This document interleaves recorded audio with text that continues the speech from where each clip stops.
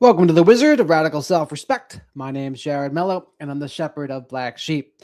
Today, since there really is no true crime news that is new, there's nothing with the Michael McKee case, there's nothing new with the Nick Reiner case, and unless you want me to go over the Brooklyn Beckham case again, the Beckham family debacle, I decided to talk about what everyone's talking about is the Minnesota shooting. There's been another shooting here. And I don't know that much about it. So we're going to go over it together, honestly. We're going to go over what happened, and we'll listen to people from both sides, just like we did with the first one. We'll listen to some Democrats. We'll listen to some Republicans. And I'll let you all decide what you think of it. Justified thing? Or did they go too far? I'll let you all decide. Now, admittedly, the only right-of-center person I've seen talk about this so far is Asmongold. So we might have to watch him. But no one else has. Hello there, Jolly. That's what we're going to go over today. How are you? Glad to see you here.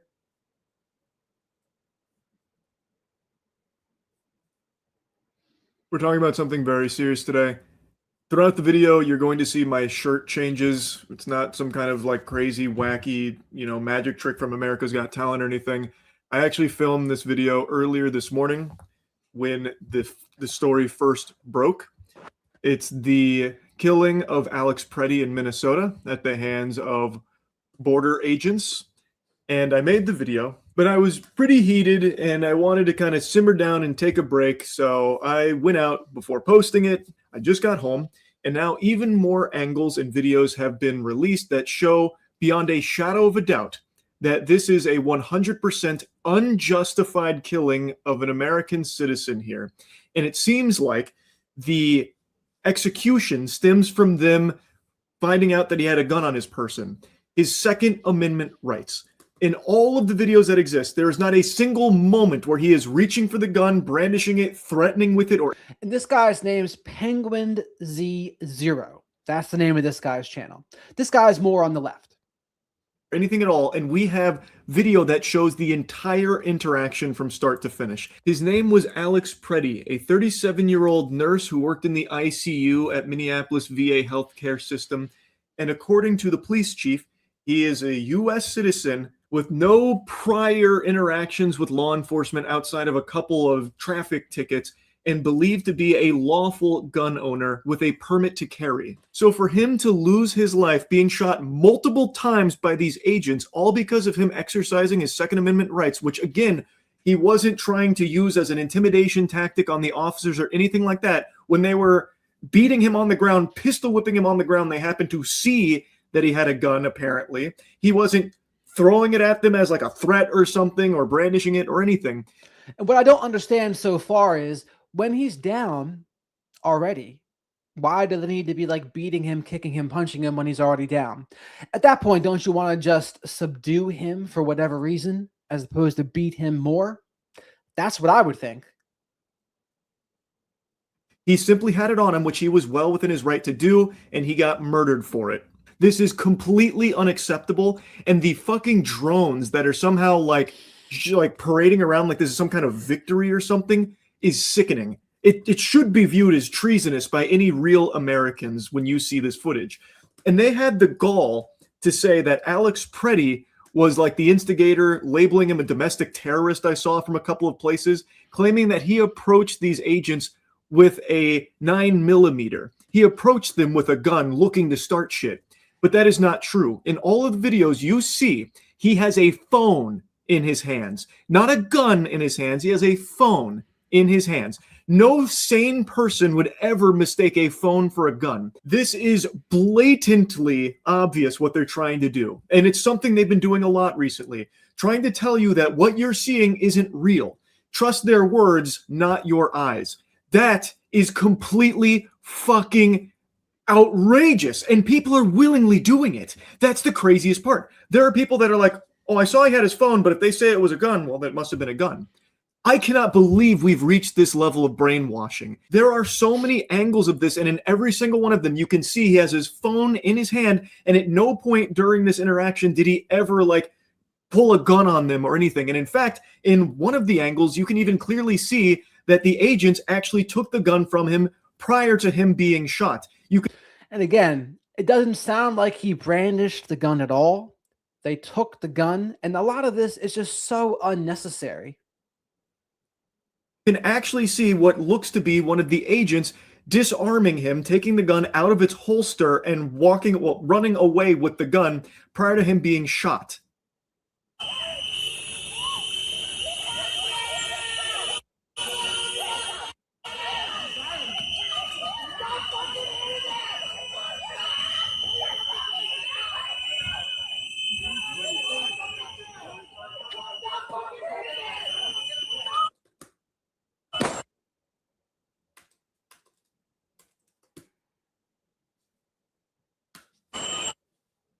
And if that wasn't definitive, there is something even more clear that I think is completely irrefutable for anyone that's actually looking. An agent takes Alex's gun out of its holster in front of the agent that pulls out his gun and shoots him. So he can see the gun has been taken out of the holster. And it is clear Alex Pretti has both hands on the ground. He does not have a gun in them. And an agent reaches in and takes it out of the holster right before another agent pulls out his firearm and shoots. But Ella, I bet you think that Ashley Babbitt being killed was outrageous, probably, don't you? But in reality, that was probably even more justified than these. Shoots him in the back. Honestly.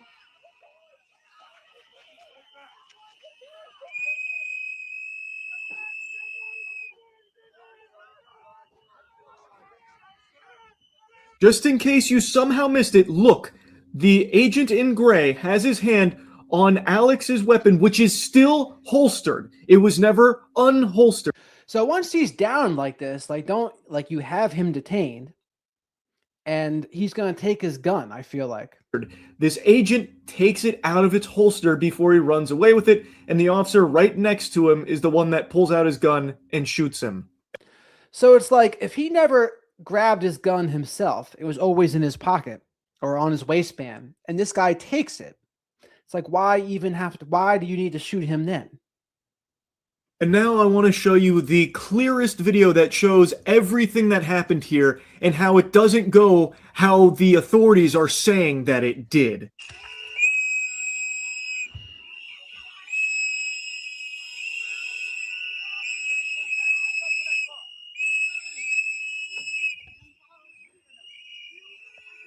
That was Alex Pretti you saw walk by the camera right there.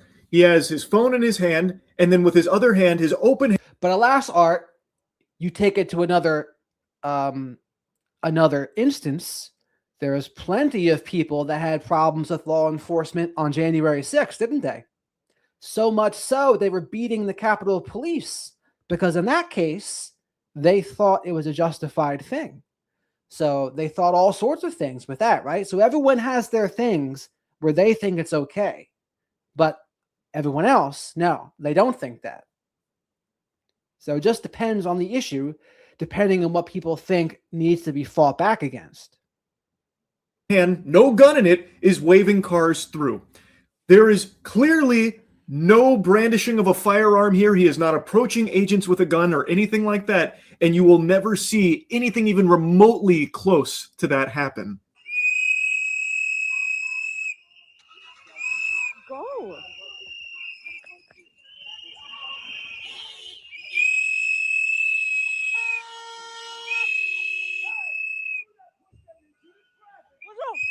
What the fuck is wrong with you? So depending on the issue as well, a lot of people like to cite Thomas Jefferson. What did Thomas Jefferson say? So in terms of maybe COVID mandate stuff, what were Republicans saying? Conservatives saying? When tyranny becomes law, rebellion becomes duty. It's funny how depending on the issue, certain people will throw that around. But then on the other issue, it's no, you better comply. But depending on the issue, each side's going to think different things are tyranny. In this section, you can again see Alex Pretti has his phone in his hand, and now he's trying to get some of the civilians away from these fucking worms that are now starting to push them. And then one of them got pepper sprayed, and then he got pepper sprayed as well. And when he gets pepper sprayed, you can see his hand shoots in the air like a student about to try and ask the teacher a question. It is a wide open palm. There's no weapon in that hand, and in his other hand is still the phone. There is no gun anywhere here. And now this is when he starts getting beaten by the multiple officers there. So he had a gun in his waistband. But what does it remind me of? Reminds me of Kyle Rittenhouse.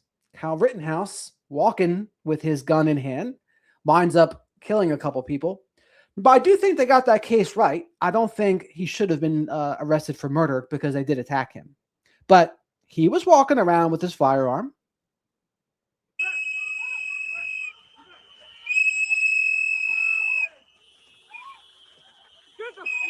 The fuck, people?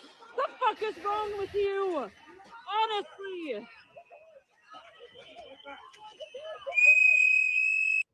So, like, I don't know what their goal was here. Once he's already down, like, what are you doing now? Like, are you going to put him in handcuffs? Don't you think? I guess that's what they're going to do because he's interfering with what they're doing. So I just don't know what the goal was here.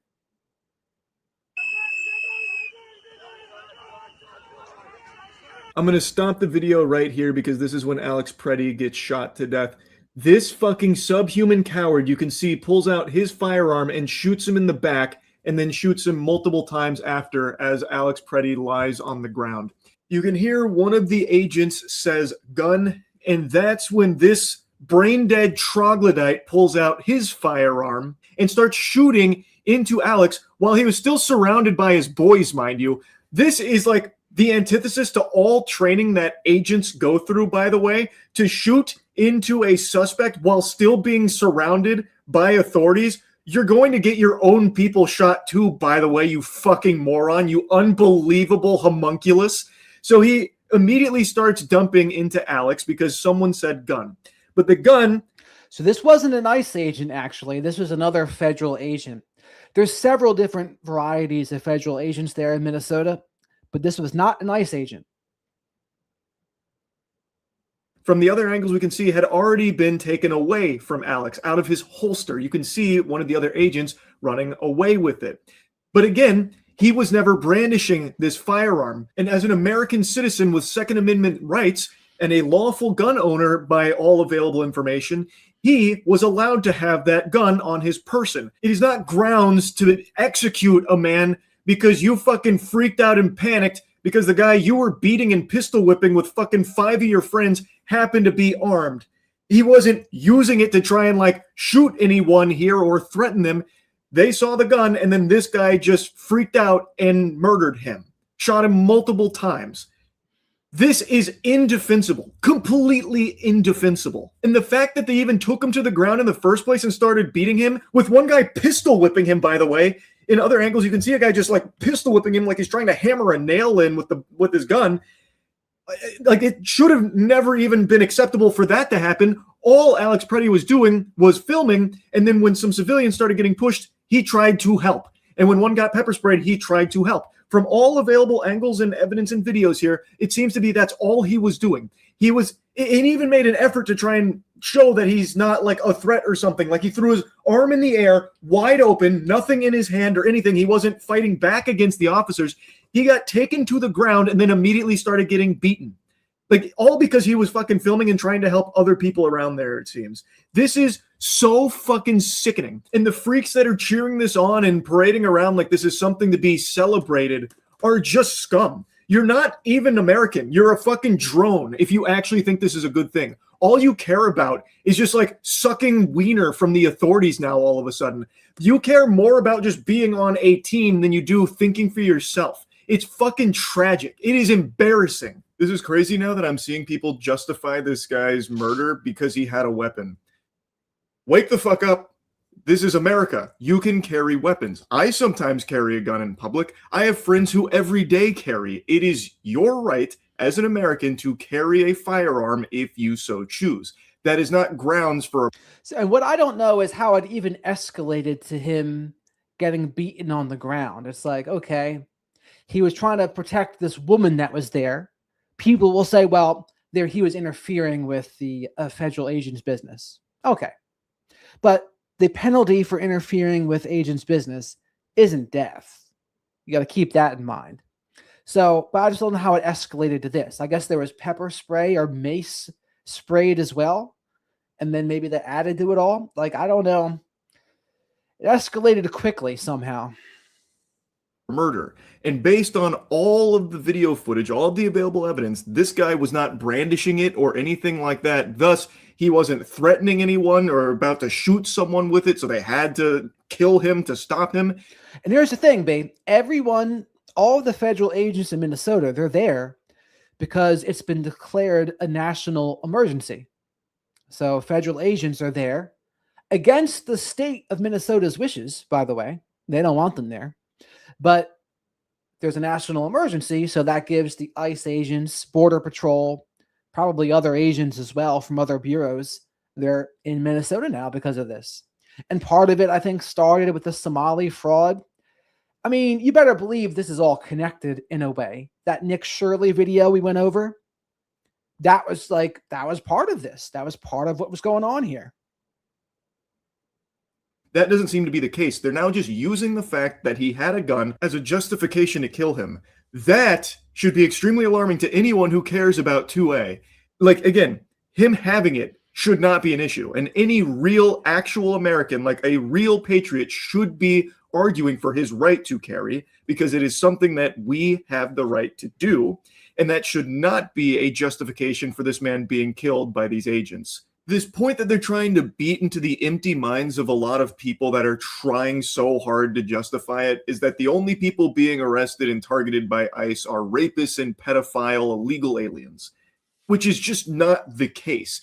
There definitely have been rapists and pedophiles that have been snatched up in all of this, and those rapists and pedophiles that have been caught and taken away, that's good. They shouldn't be out there breathing the free air. Great. But that's not all that's happening here. You could also right now march into the White House and arrest everyone in the White House, and you would get a ton of rapists and pedophiles. Why isn't that happening? If the goal is getting rapists and pedophiles off of American soil, thrown in the slammer, taking them away from society, why is it only just walking through the fucking streets of Minnesota trying to do it? You would get significantly more rapists and pedophiles if you took ICE and brought them to the White House. And an administration is actively covering up a massive child sex trafficking operation and letting tons of evil people get away with this, tons of clients. So if the goal is to get this kind of evil out of this country, why would you not start with what is provably a spot that has so many of them? Also, that belief of like a secret pedophile ring was a very popular one among Trump voters for the longest time. So Dan Bongino, his whole thing was cracking down on that. And it turns out, you look behind the scenes, Dan Bongino is in on the cover-up. That's why he's feuding right now with Dave Smith, because Dave Smith was calling him out. And he said, dude, you called out this Epstein stuff forever on your show. Then you get to be in a position where you can do something about it in the Trump administration. And then what do? Nothing. You lie. You lie, resign, and now you try to go right back to podcasting as if nothing happened. And Dave Smith's like, no, you know what? Fuck that. Like, you said this. We're not going to let you just come back after you lied like that. And then, even worse, might have covered it all up. So again, I'll be curious what people have to say about that. And now that it has been proven beyond a shadow of a doubt to be real, legitimate reality, they are now just ignoring it. They have been proven correct that there was a huge pedophile ring of these powerful politicians, but because some of their favorite politicians are potentially wrapped up in it, they just want to drop it and forget about it. Absolutely unhinged, by the way. It's crazy. So many people for the longest time were adamant against like government surveillance and Big Brother watching them being a huge concern. Now, plenty of people are welcoming it with open arms and a huge smile on their face. For the longest time, people would be preaching about the importance of the Second Amendment and gun rights. And now, even with this, they're saying, well, he had a gun, which means that's an executable offense. So it seems like they now no longer believe in Americans' right to own guns or carry guns, which was a core component of like the right for a long time, where there was like this big fear about they're coming for our guns. And now the same people that were arguing like to protect that are now arguing against it, saying, well, this guy deserved to die because he had a gun with him. It's a fundamental right of Americans to have guns, gun ownership. You can carry them in public too. Like that, you shouldn't be killed for that. And in the footage here. So what everyone needs to realize what the Epstein file is, there's people on both sides guilty, which is why neither one of them really pushed for it. But you know who did push for it? 3 people: Thomas Massey, Marjorie Taylor Greene, and Ro Khanna, Democrat. They were the only 3 people that stood with the Epstein victims of all of them, of all of the politicians. Because you got to remember, a lot of this is they're 2 wings of the same bird. Part of this is part of a distraction as well. There's other things going on, but these things are important too. I think you don't want the federal agents to be too heavy-handed about things. That's not what anybody wants. But also you got to realize some of this can be a distraction too. But the point of the matter is they're all guilty. And some of this can also be simply a distraction to distract people even more so from the Epstein files. I mean, what has happened since nothing happened with them? Nothing. Nothing's happened. People got mad for a little bit, and then that's it. There's been no accountability. There's been no consequences. Doesn't seem like he was brandishing it or anything. And also, the same people that only like a year and a half ago were constantly telling you to question the government, that you can't trust anything that comes out of the government, the authorities always lying to you, are now just willingly, blindly, unquestioningly following anything authorities tell them to believe in, and shut out any and all thought and just have the hive mind think for them. It is crazy because it seems like the only actual belief of some of these fucking brainwashed drones is relentless cock gobbling. All they want to do is swallow boots and penis from the government. So if the administration or the news, which they used to hate the news, but now that the news just parrots points from big government that they like to clap their hands at like seals, they now just trust all of it all of a sudden, even though there's been no big change with these mainstream media outlets, by the way, that they used to not trust only a year and a half. But X, only those 3 stood with the victims. Did you see that? Only those 3 stood with them. None of it. Where else were they all? None of them were there. Where were they? They voted for it, but why weren't they there? Where was AOC? Where was Ilhan Omar? Where was, of course, Lindsey Graham? Where was Dan Crenshaw? Where was anyone? They weren't there. Half ago. But now, anytime they hear something from the news or anything that comes from the government, they will just immediately accept without a second thought and then attack anyone else that is saying differently, or even just probing them to maybe think a little bit more about the narratives.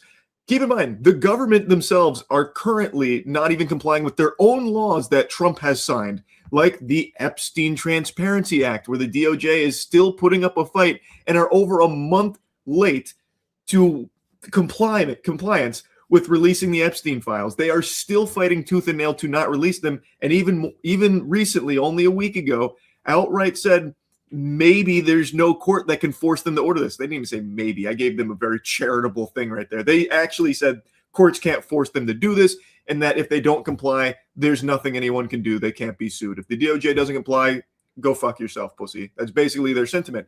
They are not complying with their own fucking laws, and yet people are still willing to overlook that in order to just keep like playing for the same team. It's like it's a competition to see who can think the least and who can regurgitate enough from the hive mind to be like the biggest super fan of their side. It's fucking despicable. It's actually crazy. This is real sheep behavior. I know a lot of these people like to say sheep, sheep, sheep for the longest time, but now they are actually the epitome of that. Here's just a little thought experiment if you can break through the programming for a second. Imagine what's happening in Minnesota was happening under Obama or Biden, where there were masked agents that were constantly surveilling you, and even at times asking for your papers, your documents to prove you're an American citizen, constantly needing to provide your private information. Well, it's a fair question. Could you imagine a Democrat president coming into a Republican state with federal troops and doing things that that red state didn't like. Could you imagine what they would say then? They would say all sorts of things. They'd be pissed. They'd be starting the Civil War. To these masked agents. And these agents also had killed 2 American citizens. What do you think your response would be? Would you be like, oh, yes, please, everyone needs to comply with this. This is good. This is what I want. This is what I look for in Obama or Biden. This is what I'm happy about. Would you be as excited then as you are now in that scenario? My guess would be probably not, because you would rightfully view this as an infringement on your rights as an American. Your Second Amendment right, where apparently even carrying a gun now is a crime punishable by death. Like, this isn't something anyone should be championing for. But because it's become such like a team-focused sport, people delude themselves into thinking that they have to support this, and thus they will abandon all of their beliefs in order to stay on this side. It's crazy to me. I truly don't even know what the solution here is, because people are just willingly, on their own accord, no longer trusting what they see and what they know to be true. They would rather just have the government tell them. So anyone who says that, oh, Republicans don't riot, I mean, anyone who's actually watched footage of the day of January 6th, where they're screaming, hang Mike Pence, we need to go kill and hang Nancy Pelosi. And that's where Ashley Babbitt was killed, because they were trying to break into the place where the politicians were. There was all these barriers. The gentleman there decided to let a woman go first because they were so chivalrous, and there was all sorts of Capitol Police behind the barrier, and they were trying to break through, and so he shot her. I mean, what do you expect when there's a mob screaming, hang Mike Pence, and they're trying to break into the place where the politicians are? What do you think's going to happen? And there's plenty of other footage where they're beating Capitol Police officers as well. Like, everyone's, oh, it's peaceful. No, not quite. People just don't see it. Now, you just have bias towards it. Like, what do you expect them to do when they're banging towards the door? Do you think it was good they were beating Capitol Police? Is that what you think? What to think and what's true. So that way they don't have to do any level. And here's the other thing. Anyone who says January 6th derangement or Trump derangement, that's just the right's way to gaslight you because you disagree with them. That's not an argument. It's not an argument. It's just a way to dismiss your point without addressing it. Never forget that. Now, only some did, Art. See, you don't know the story, Art. I can tell you don't, because of how you're talking about it. If you have seen all of the footage, you would know. You would know, because some places they were let in, because that's not where the politicians were. But the House chambers where Ashley Babbitt was trying to break into, yes, they protected that. Why? Because that's where the politicians actually were. So again, people who don't know the story, they'll say what you just said, but they'll completely neglect the Capitol Police to get beaten and all the other things that happened that day. So we'll go over it. We should watch the Ashley Babbitt shooting next, by the way, to show you. Level of thought for their own. How do you fix that? I genuinely do not know. I have no idea. I don't know how you can watch this footage and multiple angles of this situation and still come out trusting the government's word on the series of events that unfolded when you can yourself watch the footage and prove them false. What do you do to someone that just refuses to at least try and see things clearly? I don't know, but it's fucking tragic, and it's only getting worse. It is so fucking out of control. I had to yap about this. I've been actually fuming all day.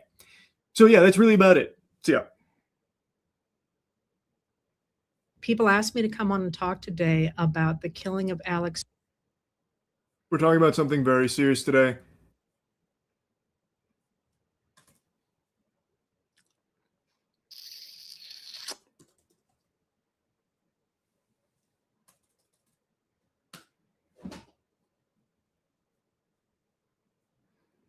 We need more information. Yeah, we need more information about this before you can just go and immediately pop off about it.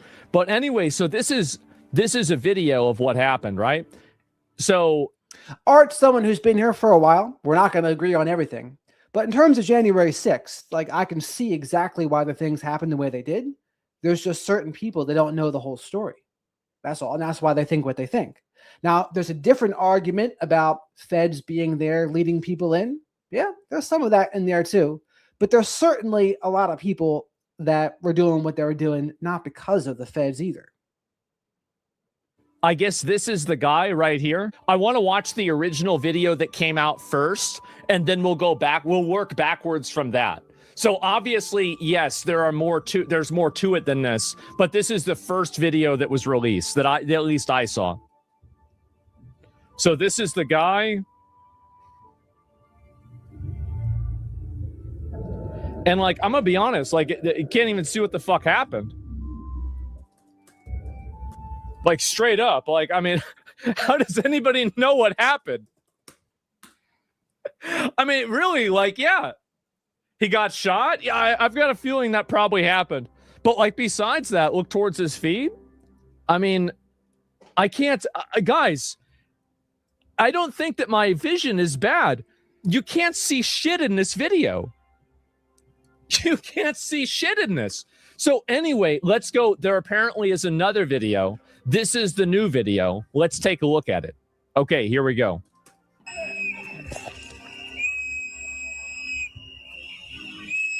All right. So Asmongold here, he's on the right of center. So people that didn't like the first person, they'll probably more so like this person.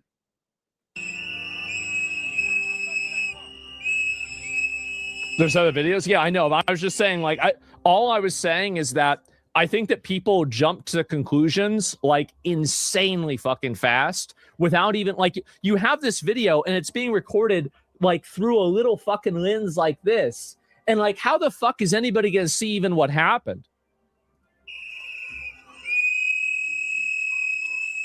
Okay, this one's TOS. Let me know when does the TOS part come up?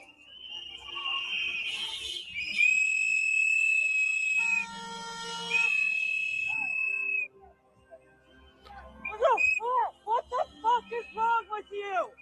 So it's just somebody yelling. Okay, so this is the guy, right? This is the person right here who. So this is the officer, and he pushes her away, and this guy gets in the way. Okay. It's pretty aggressive there. I don't know why he was pushing a woman like that. Okay.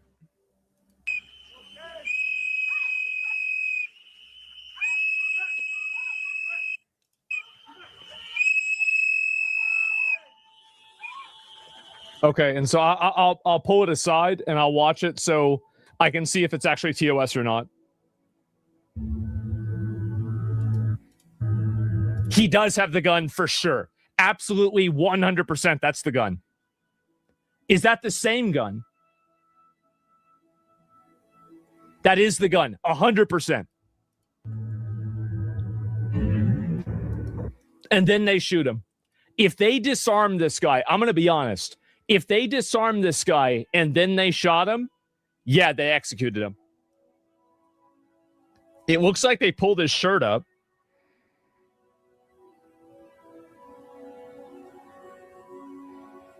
And then it's this guy right here that has the gun, right?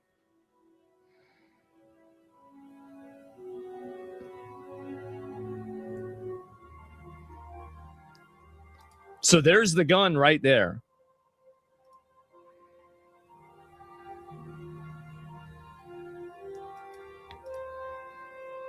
And see, that thing gets in the fucking way. I don't know what... This is like the exact time for it not to get in the way. And then somehow, yeah, it was not the guy's gun. That's not the bad guy's gun. Bad guy's gun. Yeah, I don't know if it is or not. I mean, it would make, like, logically, you would assume that it is. Because, like, I mean, the guy reaches over him with an empty hand, and then his hand comes back, and he has the gun. You would logically assume that he just picked up the guy's gun, especially whenever usually somebody has a gun that's on their side, right? And that's kind of where he reached. Don't get into a physical altercation with a federal agent holding a weapon. You won't get shot. It's a huge mistake to do that. I totally agree. He's totally in the wrong for doing that. But I think that this is such an easy, okay, this is how I'm looking at it, right? Guy gets thrown down. Okay, so this is it. Did he reach for the gun? Right? This is my decision tree of like what we're. And this is true, especially for police, where anywhere that can be a gun, once you see a gun, you could be dead. So I give more lenience to the police for sure, because those are split-second decisions where if they reach for a gun, boom, you're dead. So again, I want to see in this, did this guy even have the gun in his hands? Was it only in his waistband? Like, what was it? Works and what doesn't. Yes. No. Okay.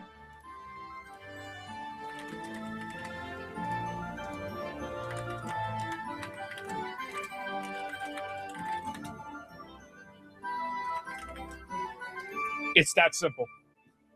Clear image. Okay, this is another one right here. Clearer image shows the firearm removed from the scuffle by the agent prior to the shooting was almost definitely the victim's SIG P320, meaning he was unarmed when shot by agents with Border Patrol and Immigration's Customs Enforcement. That does look exactly like it, because it has the same orange thing right there. It's hard to judge right now. Yeah, it is. Stop justifying this bullshit. Well, I feel like what I'm saying about this is extremely fair. This is extremely fair. Is that if they went and they grabbed his gun and then they shot him, they're obviously in the wrong. It's not even a question whether they're in the wrong or not. Yeah, it's very fair. Yeah, I'm being completely fair about this. I think that, like, in general, like, I've always said this. Obviously, police make mistakes. 100% police are going to make mistakes. Ah, it's interesting hearing him say this. This guy's on the right, by the way. By the way, I'm not tied to the idea that the police never make mistakes or they never do anything wrong. And if this is an instance of it, there has to be accountability. There does. It's not even a question. It's sure. The only thing is that, like, if I look at this and I zoom in on it, right? And we're going to enhance. We're going to enhance massively. Man, that looks a lot like the other gun. It does. It looks a lot like it.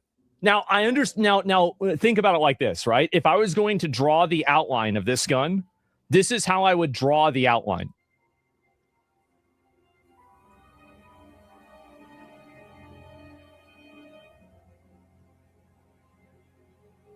That's the only part of it that I can tell.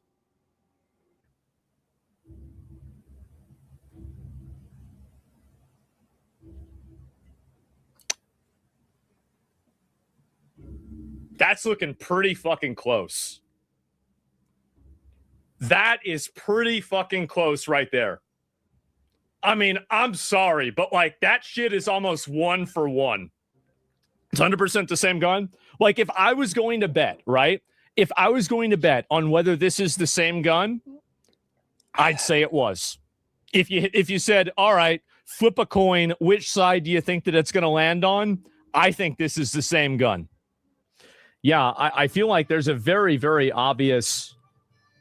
Let me go back. I'm trying to read the rest of these. Armored vehicle entering the scene near the shooting. See, this is what I've said before, is that, like, if they had brought in the military, this would have never happened. Everything in the videos are just so messy, it's basically impossible to make any definitive conclusion without body cam footage. You're right, but I would say that 80% chance, this is... And I think that it's very important right now that if this guy did get shot when he was unarmed, that there is accountability for ICE for doing this. Because you can't have, like, for example, whenever they shot the woman with the car, that Renee Good, I think that, like, it was much more ambiguous. I think that it's very obvious that if you're shooting an unarmed man whenever they're being restrained by 6 other people or 7 other people, very, very clearly your life was not in danger. You're not defending yourself from a deadly threat. This person's unarmed, and that's it. There's literally no excuse for it.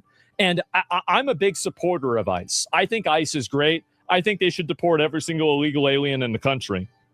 All of that being said, you can't have ICE. Because I'm a supporter of ICE, that means that I need to have accountability for ICE. Trump's a retard for not sending in troops two months ago. Yeah, 2 weeks ago. I know Trump is going to be Biden for having his brain fried for doing too many things domestically and internationally. Yeah, I think so too. Motive was found on his social media. He was retweeting Kill ICE agent TikToks.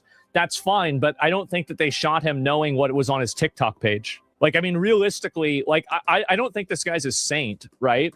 Like, I don't think that this is some kind of like innocent guy that did nothing wrong. Like, you should have not gone on there. You should have not been obstructing the police. You shouldn't have been touching the police. You shouldn't have gone up to the police and done that with a gun. You shouldn't have been resisting arrest. He did all of those things wrong, but none of that justifies shooting the guy in the moment, other than the fact that your life is in danger. Like, they didn't do a TikTok review before they shot the guy. Do you think any of this is martyr syndrome or desired suicide? I think that a lot of these people, this is the problem, is that people like Tim Walz go out there and they, basically like amp up this idea that ICE are not police enforcement, ICE are not law enforcement. ICE are absolutely law enforcement. This is the easiest Google search of your life. It's very clear that they're law enforcement. So when you've got him out there saying that, when you've got him out there that, like he says peacefully protest, but he never explicitly says not to interfere and attack federal law enforcement. Because if Tim Walz had come out there and he had said very clearly, do not interfere with federal law enforcement. Do not try to touch federal law enforcement. Do not impede their investigations. Do not be violent towards them. And he said that just in plain English. I think that would go farther than almost anything else. But he's not doing that. Yeah, Tim Walz is live. Okay, give me a minute. Let me see if I can find it. Where is it?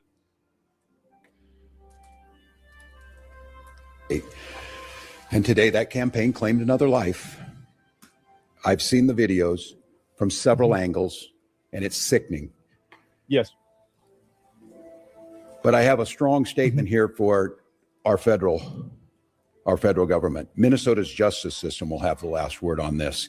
Just like they did with the last one. Have the last word. As I told the White House in So I don't know what they're telling them, like the goal is of those protests. Like, are they just hoping ICE is going to go away and federal agents are going to go away? I doubt that's going to happen. I mean, you can protest it, but I would certainly be careful how you protest it. And there does come a point eventually, though, too, where I always go to the extreme examples. So you go to communist Russia with Stalin, Nazi Germany. Well, there comes a point when clearly now you look back at the past, Stalin's people come to get you to send you to the gulag. Well, what do? Do you fight back? Or would someone say, oh, no, you're the problem if you just don't comply with Stalin's officials or Hitler's officials? So again, just something to think about. uncertain terms this morning, the federal government cannot be trusted to lead this investigation. The state will handle it, period. Let me say something else, and this is critically important. All of us understand what happened this morning and the tragedy of it, and my deepest sympathies to the family. You turn it up. Of a 37-year-old Minnesota resident, a lawful firearm concealed permit carrier, something that I've been lectured to by Republicans. Was it lawful decades. to assault a federal officer? That is not only your right, it's your duty. Mm-hmm.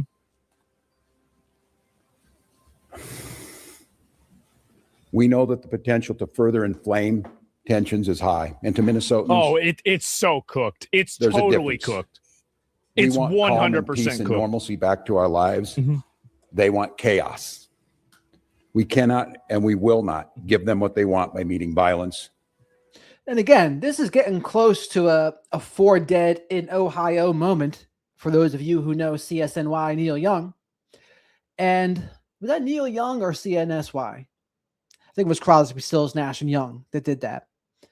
But this is getting pretty dangerous. Like, that was the most of all the tumultuous times in U.S. history after World War II. That time period between 68 and 73 in America, that was a wild time. There was a lot of bomb threats in the early 70s. And if those very same things were to happen today, it would be out of control. So we're really in a pressure cooker right now where this could really go sideways in a way that I think a lot of people just aren't prepared for. They don't know what it could look like because they have nothing to compare it to. because in America, we're in a bubble in a way. But in Minnesota, not quite as much right now. So wild times. I mean, this is history. They'll be learning about these kind of things 100 years from now, 200 years from now.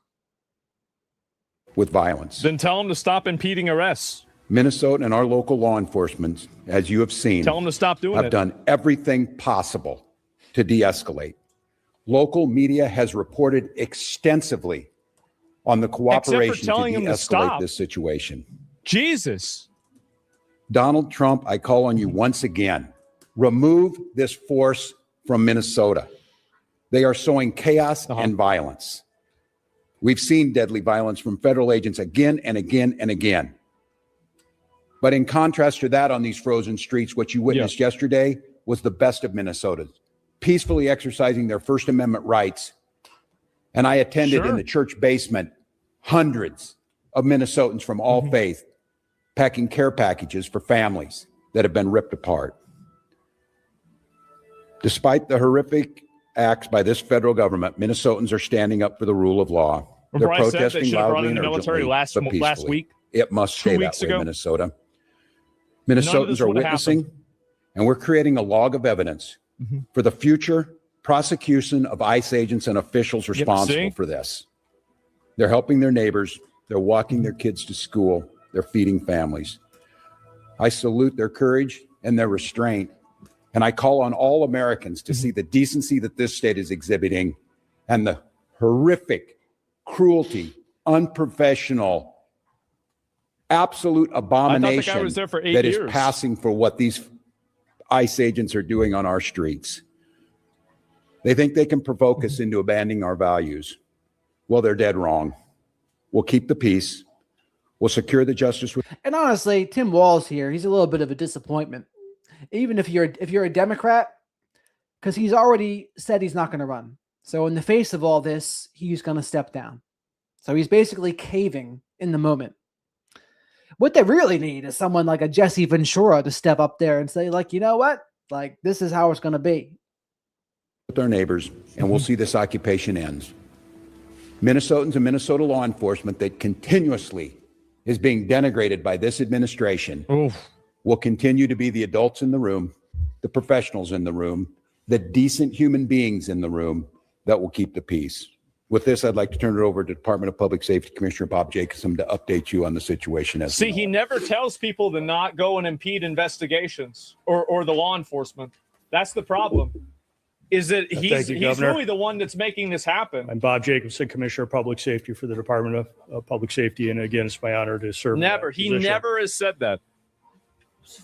Excuse me. A man was shot and killed this morning in Minneapolis. I want to pause and remember what cannot get lost in this moment. A man died. His family and friends are feeling unimaginable heartbreak and trauma. And I know Minnesotans and I know our community will rally around this man's family and friends to support him. I also understand clearly that people are upset. They're scared. They're confused.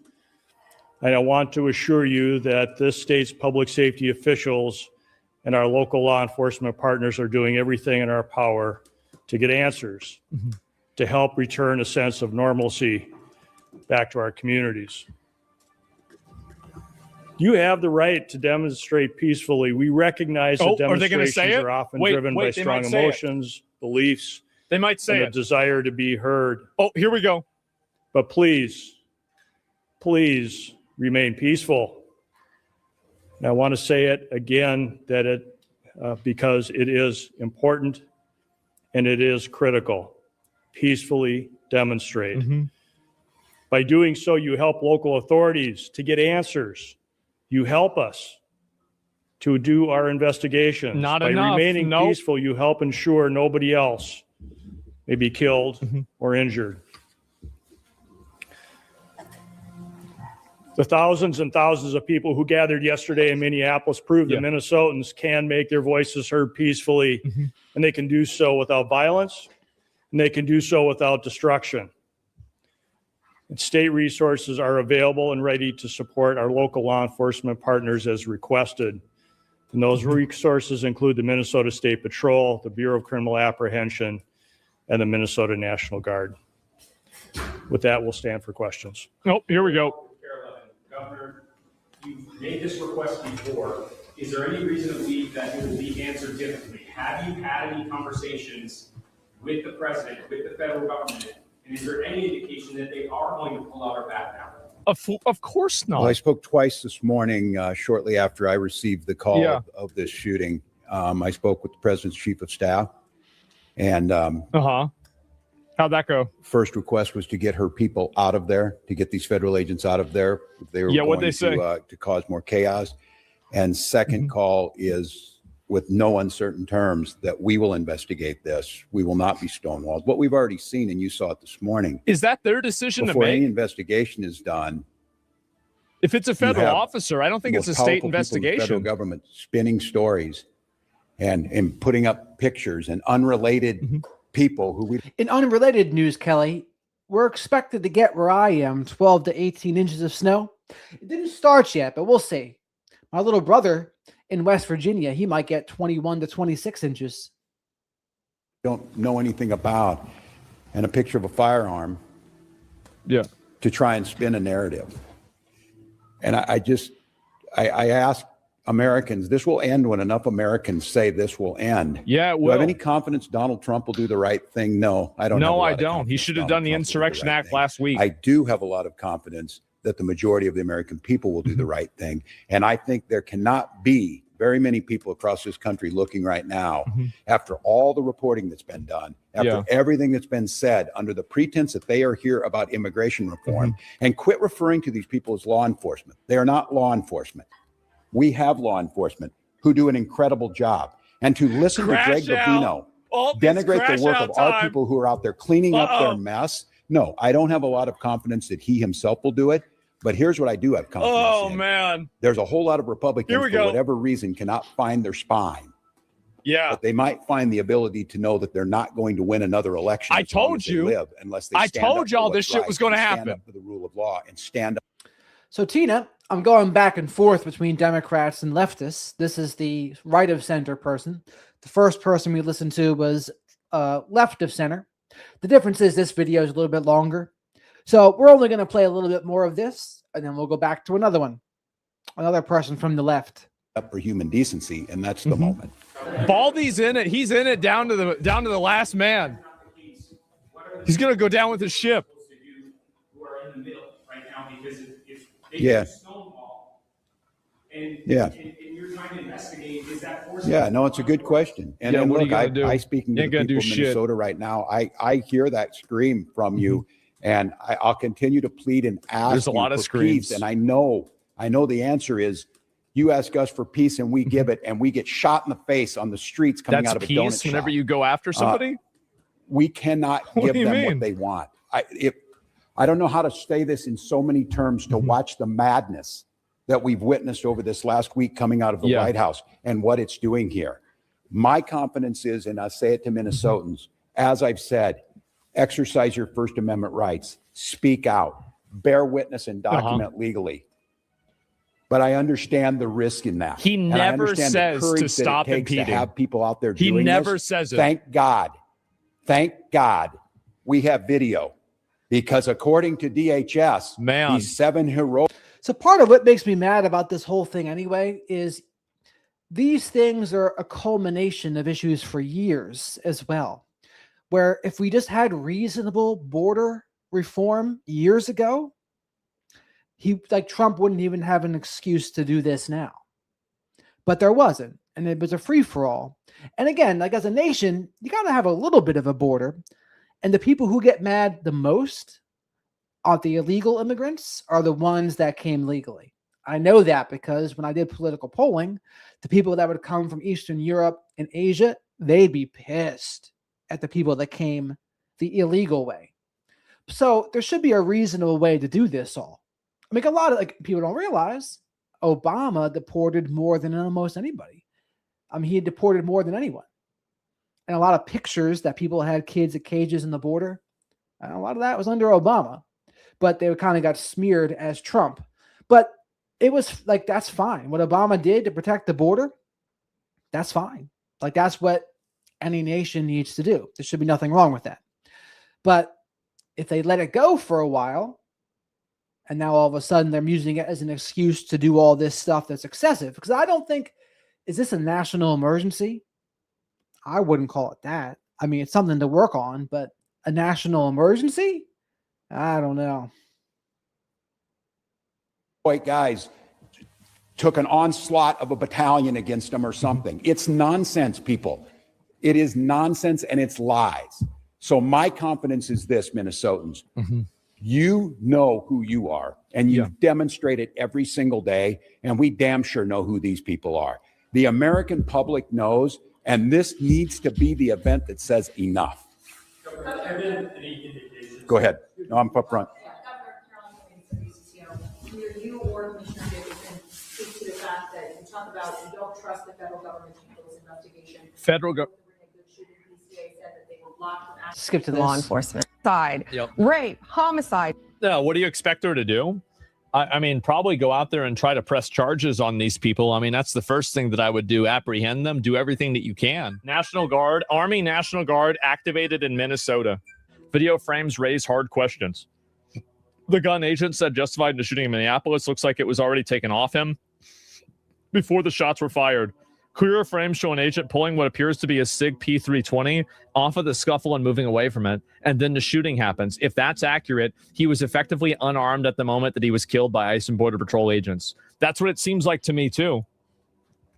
What's out there so far, he was a legal citizen, legally owned a gun, and crossed paths. And so remember, the guy on the right here is saying he was unarmed while this happened. For him to say that, and granted, I haven't heard any other people on the right besides him even talk about this yet, but that's a pretty big concession. That's with an ICE during operation. Agents say he approached them armed and wouldn't comply.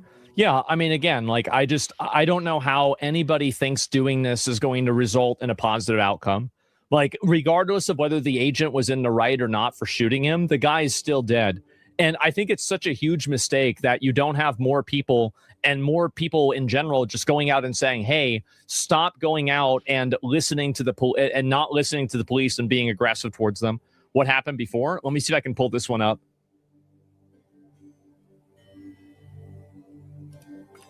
Okay, let me see here.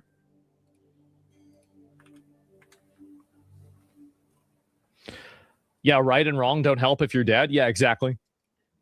Like, I think that regardless of whether you think this is justified or not, it's undeniable that the amount of people that are going around and being violent and aggressive towards the police are escalating these situations beyond what they need to be, and they're making them worse. And the longer that they allow that to happen, and they, like, that's treated as anything other than just something that immediately is breaking the law, then it's just going to keep getting worse. Recording equals aggressive. Well, I'm not talking about recording. That's not what I was saying.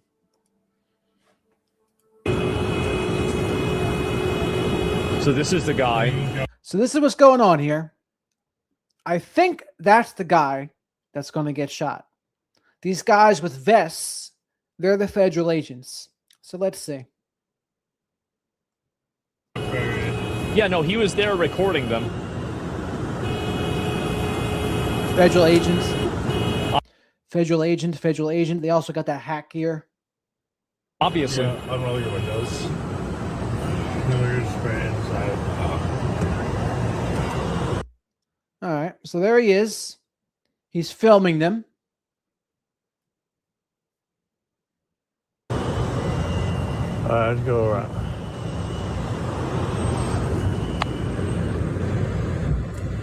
Fuck off! This is a shit. Oh my God. So, I mean, I think the officer handled that pretty well right there. You know, they just push the guy. They say, okay, that's fine. You want to record us? Just get off the street. I feel like that's very reasonable, honestly. That's extremely reasonable. There's nothing really wrong about that at all. But it seems like nobody here was being violent. Like, this isn't really a big problem. It's going to get worse.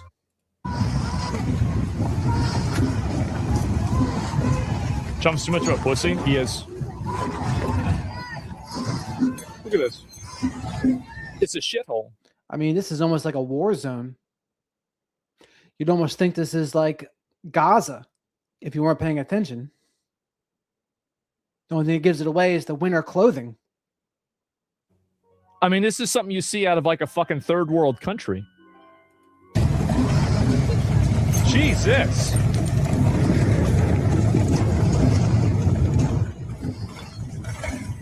Look at all this.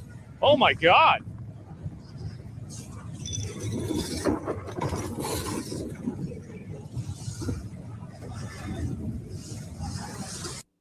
What the fuck are they doing? What the fuck are they doing? This is insane.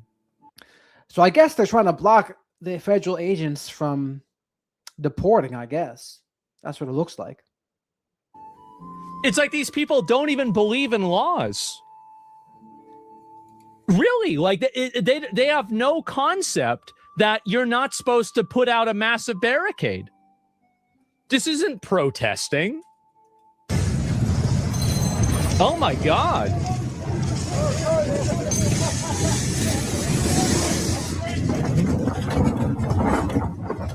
They're building the case for the Insurrection Act. I completely disagree with you.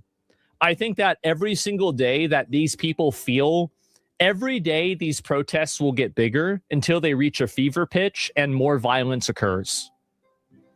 Eventually, these people will start mass attacking ICE agents, and every day it will get closer and closer to that extreme. And the sooner... All right, so we listened to 40 minutes of Asmongold there, or almost 40 minutes. Now to go back to a lefty person. This video got a lot of traction here.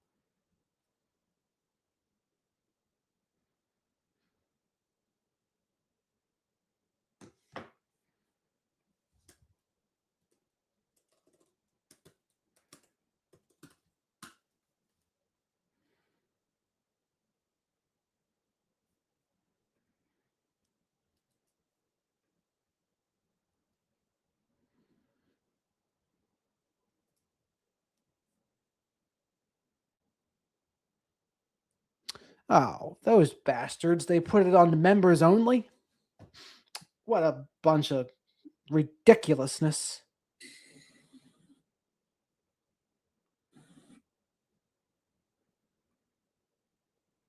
Hey, thanks for considering membership to the Bulwark Plus. I could still play it on my phone.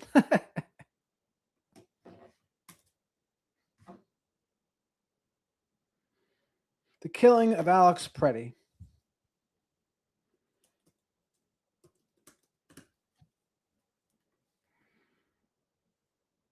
Today on the streets.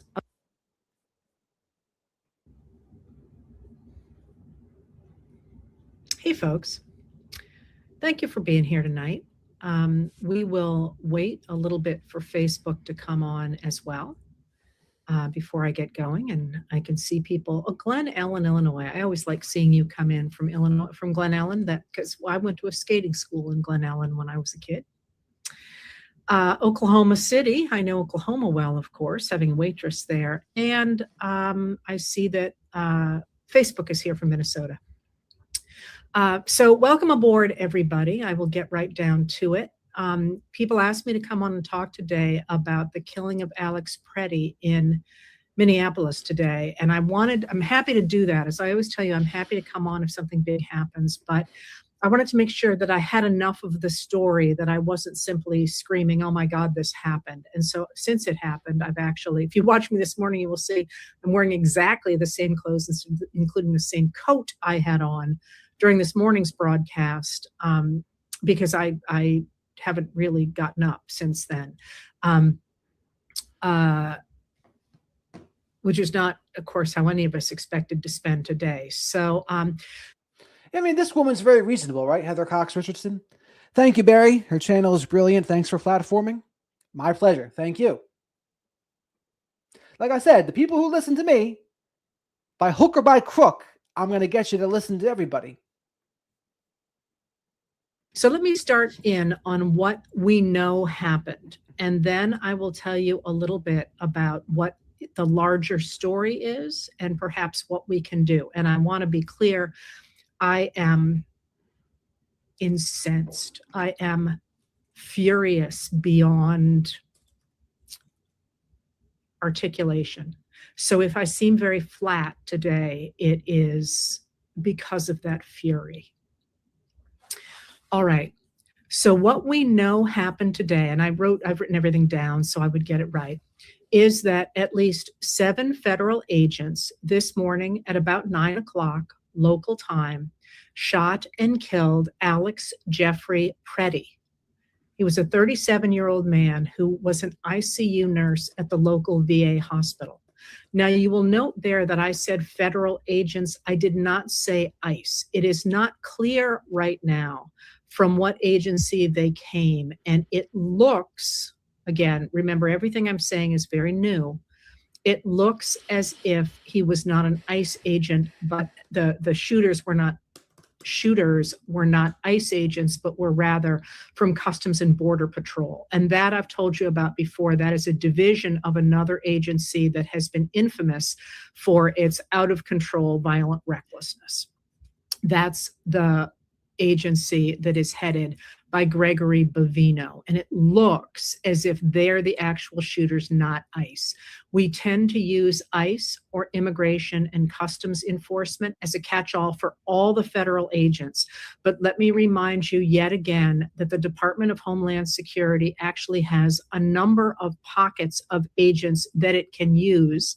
And while ICE is the biggest, has the most people in it, the most violent currently appear to be those from Customs and Border Patrol. All right, so as always these days, there was video of the shooting, a number of different angles on the shooting. And it is easy, if you see them, to put together what happened. There are a number of videos, as I say, and one of the earliest ones starts with Pretti on a street in Minneapolis, directing traffic around an area where there are ICE agents. There are not a lot of people there. It's not a huge crowd, but there are definitely people on the street. Oh, and by the way, there are definitely people on the street. I don't recommend that you watch these. These are very, very hard videos. The agents begin to harass a person near. Thank you for this, Mike. They don't know what agency. ICE doesn't address that. Correct. Border Patrol is what they think, not ICE agents. But thank you. Pretti, and I'm not making any assumptions about names or anything at this point because that's still a little, at least to me, not clear. She is the person is pushed to the ground by an ICE agent, and Pretti reaches down to help her back up. As he does that, a federal agent shoots pepper spray into his face. He has a camera in one hand, and with the pepper spray, he lifts up his hand to block the pepper spray. Agents then pull him to the ground from behind him, and they begin to hit him. And there are, it looks to be 7 of them. He doesn't really appear to be fighting back. You're seeing people talk about a struggle and so on. To me, it looks like he's trying to keep his head off the ground. He keeps trying to push himself up to keep his head off the ground, which of course is something you would likely want to do if you're being jumped by 7 people. During that struggle, as Pretti is face downward, an agent takes a gun from his waistband, the back of his waistband, or what certainly looks to be a gun and is being identified as a gun. He has not reached for it or anything. His hands are on the ground. Then the agent turns and leaves. He is starting to walk away with his back to the scene when one shot rings out and Pretti stops moving. After that, 9 more shots ring out as agents, and we don't know if one agent fired all 10 shots or if there was more than one agent who fired all 10 shots. At least I don't know that yet. As they continued to fire into what appeared to be his lifeless body. People have compared it to an execution. It certainly looks like an execution. And after the shooting, the agents disperse very quickly. They walk away, and they apparently made no effort to preserve any kind of a crime scene. So that's what we know happened. But let's talk about how to make sense of what has happened since then. Immediately, minutes after this killing, officials from the administration came in front of the TV cameras and called Pretti, said he was engaged in domestic terrorism. They claimed that he was violent, that he had attacked the officers, and made a great deal of noise about the fact that he had a gun. Well, it appears he did have a gun in his waistband, and he was not reaching for it. He also was a registered gun owner with a legal permit for a concealed weapon in the state of Minnesota. So he was not reaching for his gun. You're going to see that all over social media from people trying to justify this. And the gun was not on his person when, at that point, 6 officers are holding him down, and he is shot 10 times. But the administration jumped right to this person is a domestic terrorist or is engaged in domestic terrorism. There's actually a little bit of a difference in the wording there. And you're seeing in a lot of media that the administration is calling people domestic terrorists with a T. I've been very cognizant of the fact that the quotations always say the person is engaged in domestic terrorism, because I suspect of a September 25 memo from the President of the United States, essentially saying that anybody who engages in any activity that seeks to stop him from putting in place his policies is engaged in domestic terrorism. And because there is very specific legal language that defines a domestic terrorist, they're actually going with that vague terrorism. I mean, that's a rabbit hole that maybe you don't care about. But I think it's important because I think what you can see, at least what it looks like to me from being in it, which always makes for a bad vantage point, that they are deliberately expanding definitions of things like. So, Bert, you just have double standards then. So you're a hypocrite. The end. Terrorism, in order to criminalize opposition and to justify the killing of somebody like Alex Pretti or Renee Good or some of the other people who have been shot, but so far have survived. They jump right to the idea that Pretti was engaged in domestic terrorism. But it was very interesting because immediately federal officials refused to let local police officers or a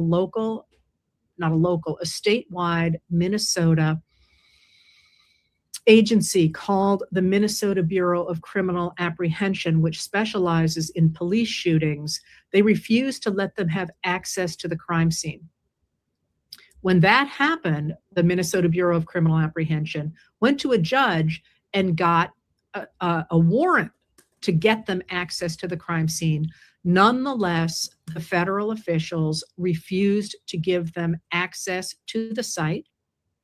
They have also refused to give out any of the names of any of the ICE. I'm sorry, I keep saying ICE, but that's because it's a catch-all now.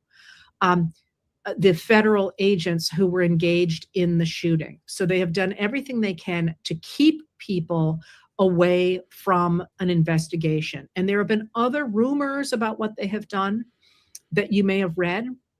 So far, I have not seen them corroborated, so I'm not going to repeat those right now. If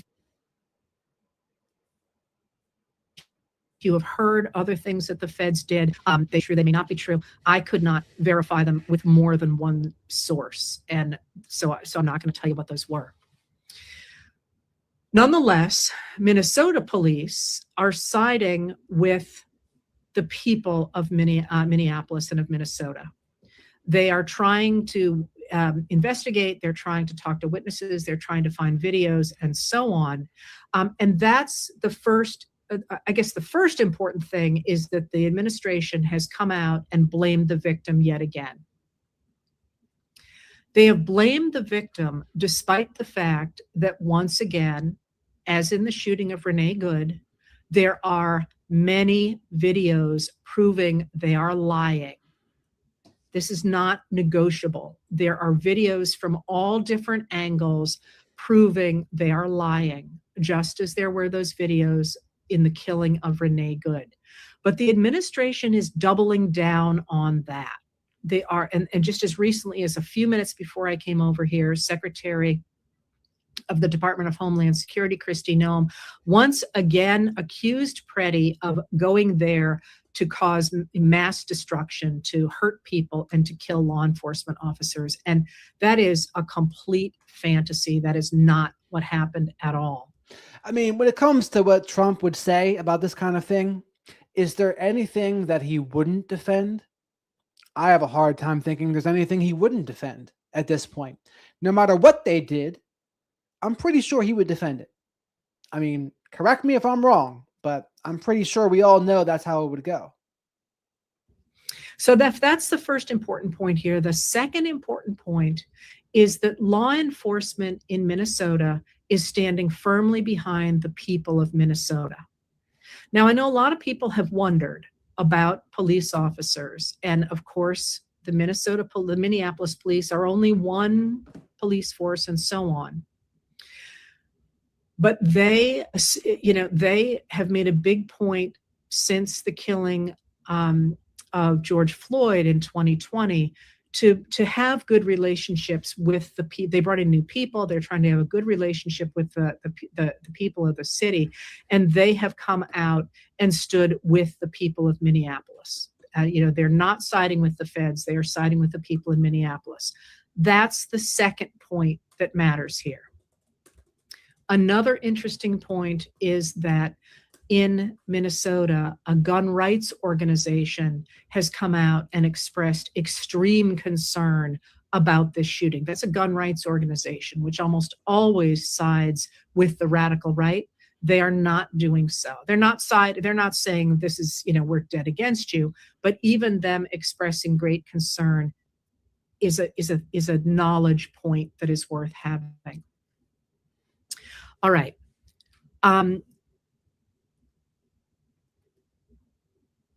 In addition to the fact that the feds have tried to keep Minneapolis law enforcement and Minnesota law enforcement from investigating what happened, the Department of Homeland Security has also taken over the investigation, despite the fact that immediately after the shooting, it came out with a statement that said that Pretti had approached. And the good thing about Heather Cox Richardson is she keeps it to the facts of what's going on. So you can really learn a lot about the situation from what she's saying. U.S. Border Patrol officers, that's where I'm getting the Border Patrol thing, with a 9mm semi-automatic handgun, that he had violently resisted as officers attempted to disarm him, that the officer fired defensive shots, and said this looks like a situation where an individual wanted to do maximum damage and massacre law enforcement. Pure, straight up lies. And what they did is that after having said that, they took away the FBI's ability to investigate that shooting, and they say they're the ones who are going to investigate it. You know what that means, right? So here's another point to be made here after this second killing by guns that we know of. I do want to emphasize that the Department of Homeland Security is killing people in the detention camps.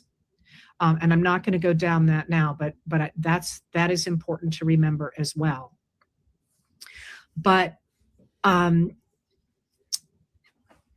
addition to or part of that whole takeover of this investigation is that the administration is now openly killing U.S. citizens, and it is lying to us when we know that's what they're doing, because thank God for all those people with their cameras on their phones that are recording, because we have evidence that they are doing it.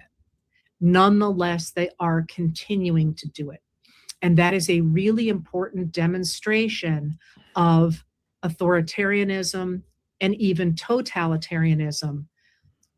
We know we're lying. You know we're lying. We know you know we're lying, but you have to believe us anyway.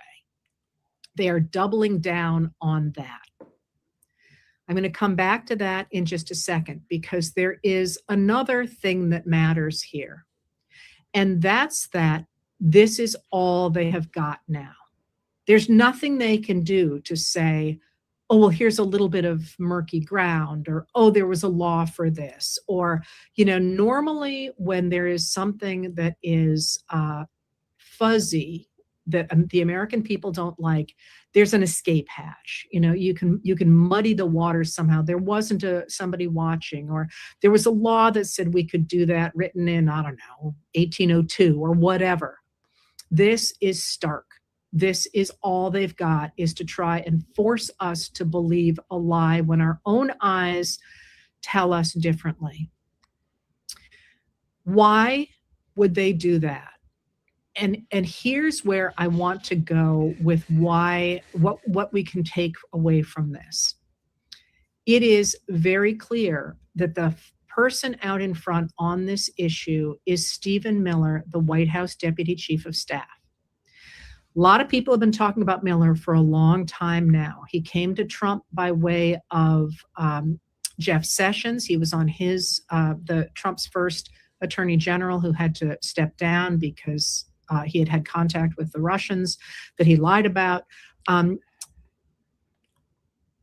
Miller came to Trump through Sessions, and Miller is an unabashed white nationalist. But there is more than that. That is, Miller is a big fan of a utopian novel from 1973. I'm not going to give you the title of it. I'm sorry, dystopian, not utopian novel from 1973 that posits that Western civilization, and by that they mean white people, although usually white Christian people and usually white Protestant people. There's some wiggle room on that because, of course, we know that Miller is Jewish. At least his family was Jewish. Posits that civilization of it, the book was written about Europe. Miller, of course, is in the United States, is being invaded and taken over by people of color who are going to destroy it.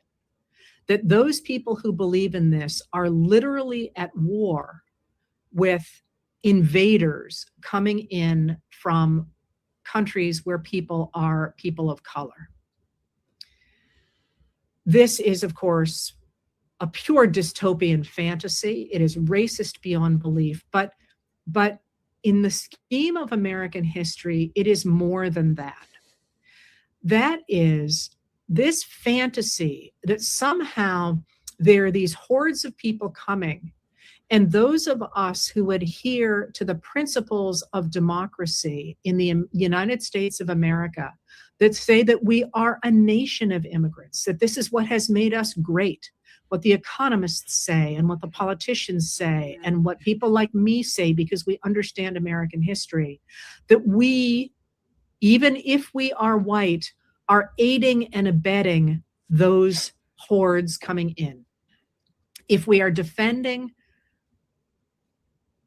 the rule of law, if we're defending due process for immigrants, that we too are the enemies. This argument should not be seen in isolation, either from its racist roots, but also from its sort of application over arguments that Americans made beginning really in the 1980s. All right. Let's see what else we got out here.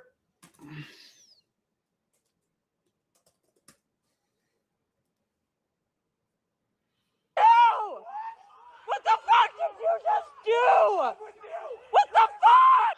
Federal immigration officials in Minneapolis have shot and killed a second person. It is January 24th, a Saturday. And I'm going to start here with the statement from the Department of Homeland Security, and then we're going to run through some of the footage so you can determine for yourself, how close to reality the statement that government officials released matches what actually happened. So let me put this up here. So this is from Fox News, which reports at 9:05 a.m. Central Time. This is the statement from DHS. As DHS law enforcement officers were conducting a targeted operation in Minneapolis against an illegal alien wanted for violent assault, an individual approached U.S. Border Patrol officers with a 9mm semi-automatic handgun seen here. The officers... So apparently this is how they're framing it, Bill Mulligan. But I don't think this is an accurate framing. Attempted to disarm the suspect, but the armed suspect violently resisted. More details on the armed struggle are forthcoming. Indeed, they are. Fearing for his life and the lives and safety of fellow officers, an agent fired defensive shots. Medics on the scene immediately delivered medical aid to the subject, but the subject was pronounced dead at the scene. The suspect also had 2 magazines and no ID. This looks like a situation where an individual wanted to do maximum damage and massacre law enforcement. About 200 rioters arrived at the scene and began to obstruct and assault law enforcement on the scene. Crowd control measures were deployed for the safety of the public and law enforcement. So the thing to pay attention to here is this is how the federal government is framing what happened versus what actually happened. This situation is evolving and more information is forthcoming. Okay, so let's take a look at what we know. So according to DHS, the person approached with a weapon. Let me pull up video that we now have that precedes the killing.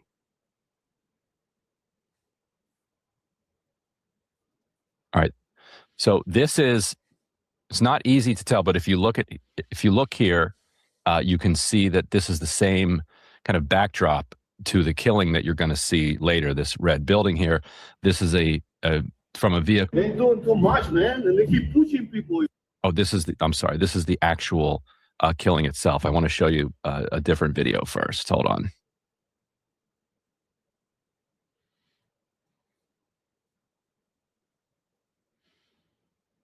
That was taken by a passerby before the altercation. This is the one we saw Asmongold play.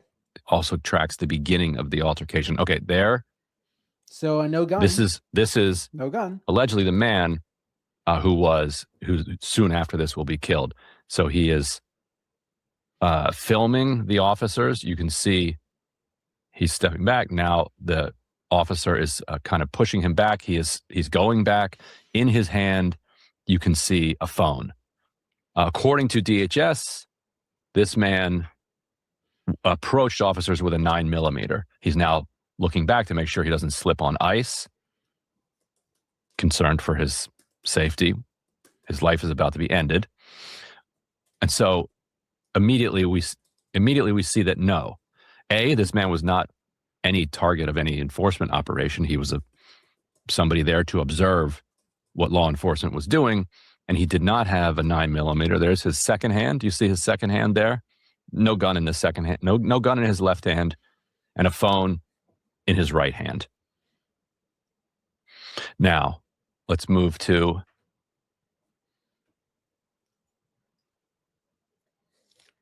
let's move to video of the killing.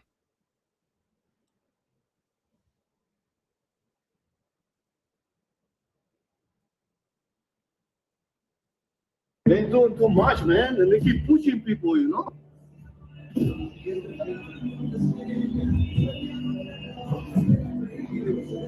So he's down here. So it's like, what are they even trying to do?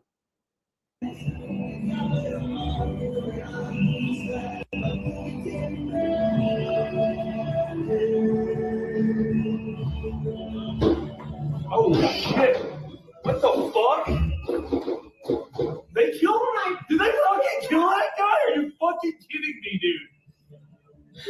dude? Not again. The more I see this, that's just so uncalled for. It's ridiculous. Are you fucking kidding me? That guy's dead. So this man has been pronounced dead. He was pronounced dead on the scene. Now I'm going to play for you the key moment that where DHS is saying that the man was armed and was attacking officers. You're going to see. Well, let's just let you see for yourself what you make of that claim.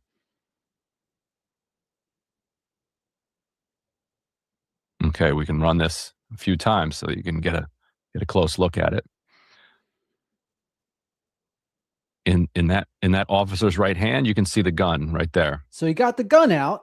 So now there should be no danger at all at this point. The gun's removed. And you think he would say, okay, I got the gun. So he has pulled the gun at this point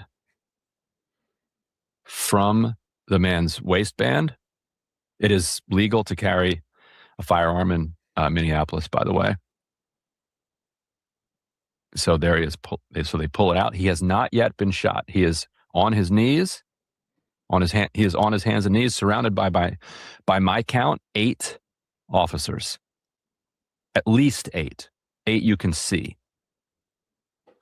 Let's watch it one more time.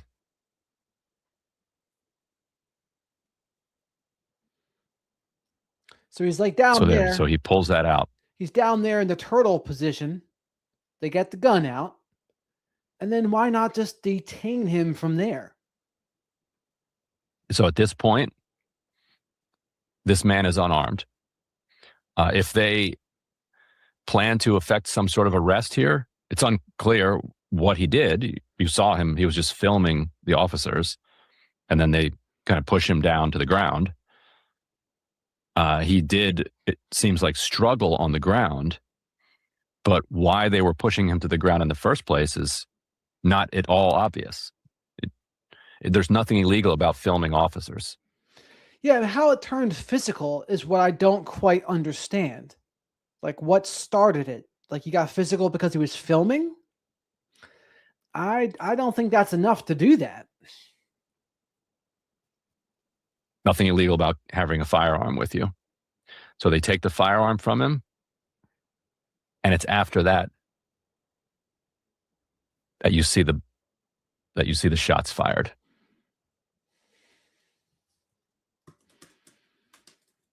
So according to the Minneapolis Tribune, phones were being confiscated, and some, or according to people who were on the scene, police were trying to confiscate, or not police, but federal immigration officials were trying to confiscate phones, and that some witnesses were taken into custody. This is a developing story. We're going to learn a lot more about who this man is, who was just executed. We're going to learn about who the shooter was. We're going to hopefully get video from the woman in pink. If you scroll back, you'll see that there is a woman in pink who was filming directly, just feet away from the scene, and she's lucky that she wasn't killed herself. So there's a lot more to learn about this at this moment. But from the video that we have so far, this appears to be a man who was observing immigration officials while they were in the street, which is legal, who was carrying a weapon. Whether or not he had a permit for the weapon, we don't know at this point. It's not like you saw those federal immigration officials ask him if he had a permit. They pulled it out of his waistband and then executed him. We'll continue to follow this story, and we'll bring you news on it as it develops. With every... All right. So now what we might do is switch over to Instagram, because there's more stuff there.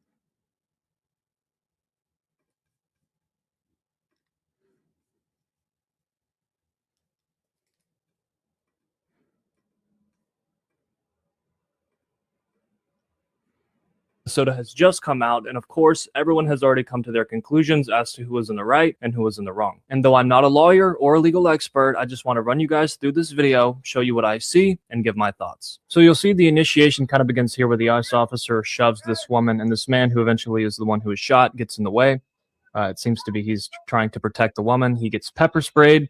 The officers then separate the man and the woman. A couple get on the woman, and three of them, as you see here, get on top of this man. Now, this man in the back, and the gray who was standing up there in the back, you'll see he is the one who goes to withdraw the weapon from this man. But I also want you to pay attention to the man to the left of him, who is kind of bent over in the blue jeans, it looks like, with the black ski mask, because that man is the one who takes the shot. But what you'll notice is that the man who takes the shot just seconds before is faced the other way, dealing with the woman. He then turns around. The man in the gray is reaching for the weapon. Watch the man in the black ski mask. He reaches right there for his weapon. Okay, maybe they've said, hey, this guy has a weapon. But the man in the gray withdraws the weapon. He has withdrawn it. And this man with the black ski mask then shoots from the back and then fires multiple more shots.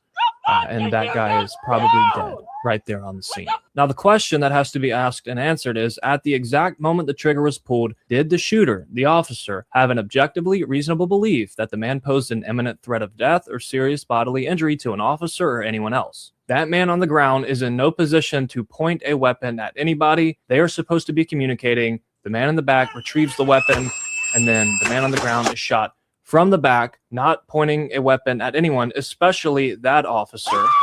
And then, of course, more shots follow. I don't think that you could make the case that that man on the ground, after being disarmed, posed an imminent risk of death or serious bodily injury to any of those officers, especially given that he had already been disarmed. There must be an imminent threat of death or serious bodily injury posed at the time the trigger is pulled, and that, objectively, is not the case here. And what appears to be the case is that those officers were not communicating well. And a man faced away from you, whether he has a weapon in his hand or not, which he didn't because it had already been removed, is not posing an imminent risk of death or serious bodily harm to that officer or anyone else. You can blame the man all you want for being there, saying, well, he shouldn't have been doing that. I 100% agree. But police officers and ICE officers are supposed to be professionally trained to deal with these situations, not just shoot people. And again, I'm not here to be political. I don't care where you stand in regards to your feelings on ICE or whether you're on the left or the right. And so I think that was a decent case by him. I don't agree with this guy about everything,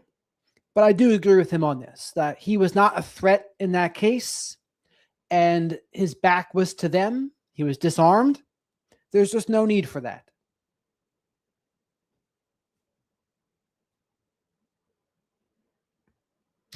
B. That guy's completely fine, even though they try to blow it up like he was not. But he's fine. He's on.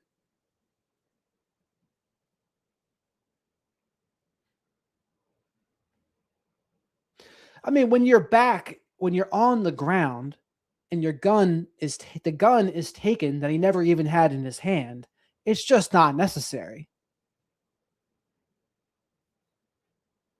I mean, they're trained to know how to react in that situation, though, Rose. That's their job. Like, there's 8 of them. That guy was not an imminent threat to death to any of those agents at that point. But let's see what else Instagram has to say for itself.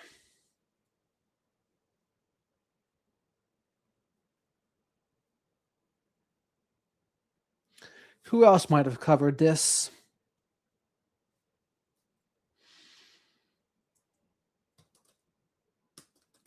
Candace Owens cover it?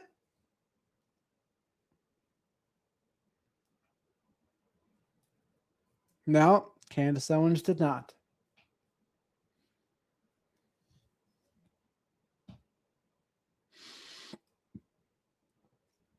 How about our friend Josh, Hypervigilance? He actually had a good video today. Or Christian, I should say, not Josh.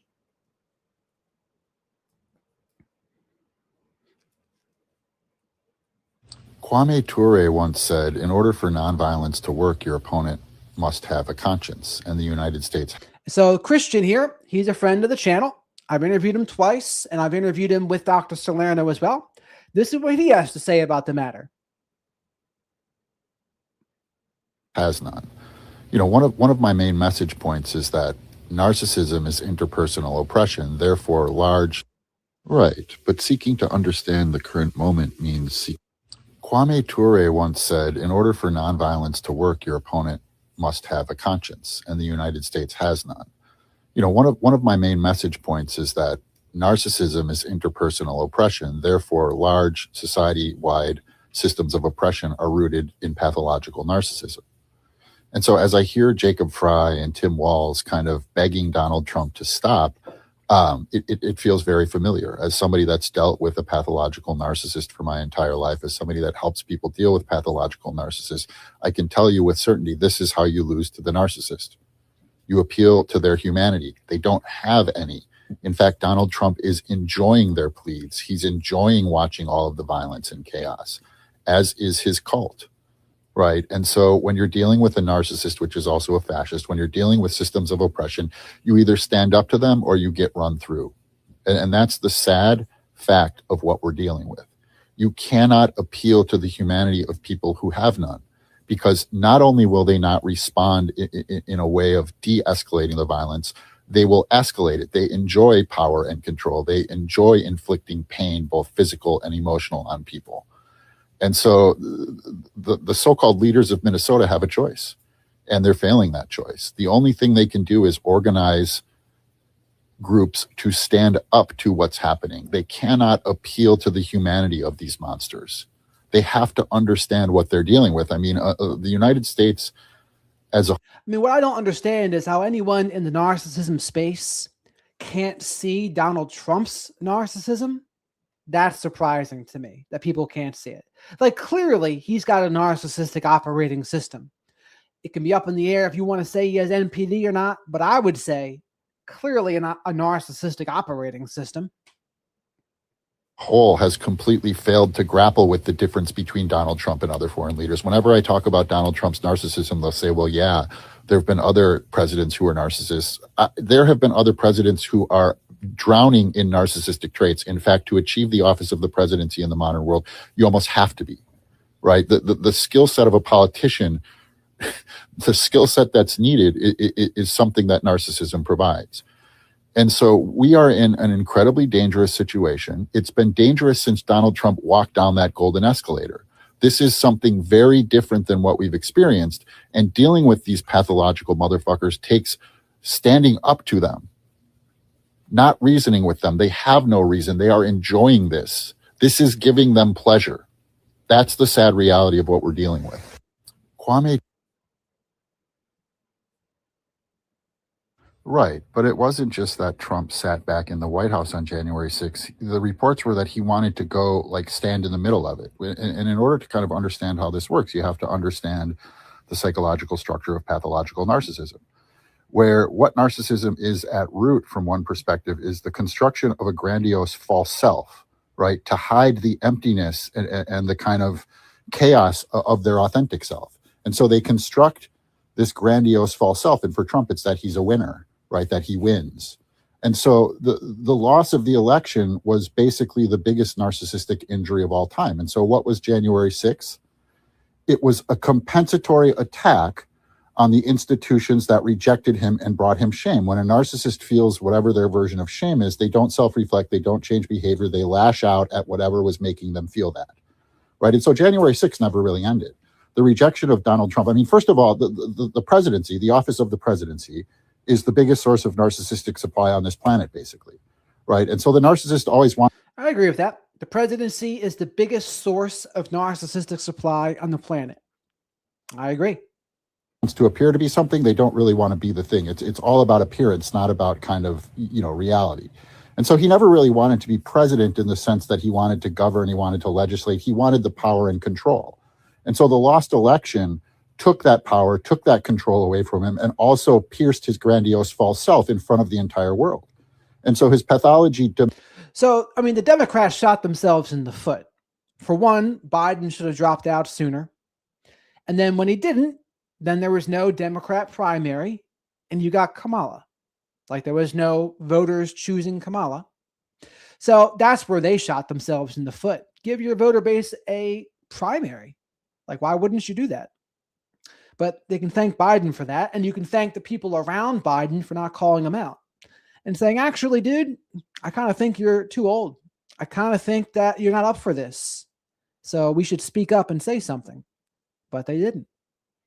And it kind of reminds me, like, that's what happens. All it takes. All it takes is sometimes people not speaking up for all sorts of terrible consequences to happen. Demanded an attack. And so the reason he wanted to go stand amongst the crowd as he watched all of this chaos, as he watched all of this violence being kind of acted in his honor, was to soothe himself. It's compensatory. The grandiose false self is compensatory. Everything is transactional to them. And so in order to compensate for the narcissistic wound of losing the presidency, there had to be a reaction. There had to be a transaction, basically. You rejected me. You're trying to take my power. And in return, I'm going to give you chaos and violence. And so let's talk about the stolen documents. To me, he was using those stolen documents the way a narcissistic mother controls the pictures, right? She controls the pictures to create the story she wants to be real. Donald Trump kept those documents so that he could pretend he was still president, right? Who gets to be in proximity to those documents? He was having people still call him president, right? People say, oh, he was selling them, he was doing this, he was doing that. No, he was showing them to people. He was retaining his feelings of power and control that the presidency got him addicted to by maintaining secrets. What do they say? Never tell a narcissist your secrets or they'll use them against you, right? And so all of Donald Trump's behavior can be only understood through the lens of understanding pathological narcissism, understanding your grandiose false self, understanding responses to narcissistic injury. And basically, January 6th never ended. What's happening now is an extension of that, punishing the institutions and the people that had the audacity to reject him. Right. But it wasn't just that Trump sat back in the... So, Christian, I always like his perspective on things.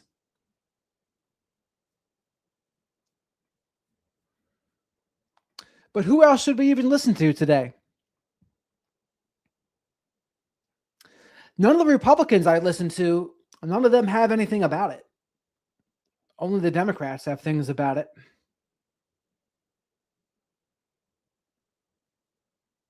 I think the Republicans take off on the weekends, and they'll be back on Monday.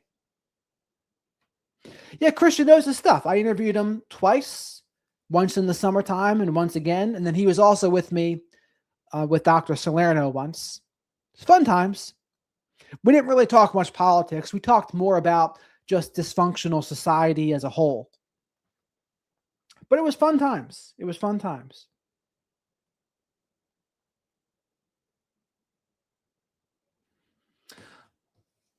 Oh, yeah, absolutely true, Brenda. They certainly have been. Well, because everyone gets news tailored to what they already believe anyway.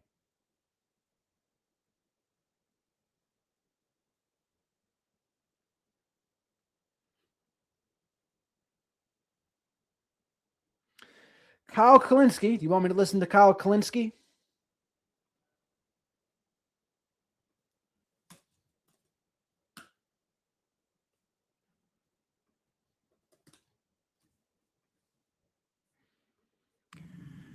Don't even know what to say anymore, y'all. Don't even know what to say. It happened again. ICE Gestapo thugs just murdered somebody in Minneapolis.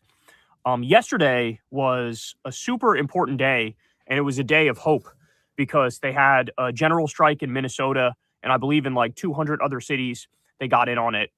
And the videos coming out from yesterday were just absolutely tremendous. I believe the feels like temperature was minus 24 degrees in Minneapolis. And I'm not kidding when I say you had tens of thousands, potentially even hundreds of thousands of people marching through the streets telling the ICE Gestapo thugs to get the fuck out of Minnesota.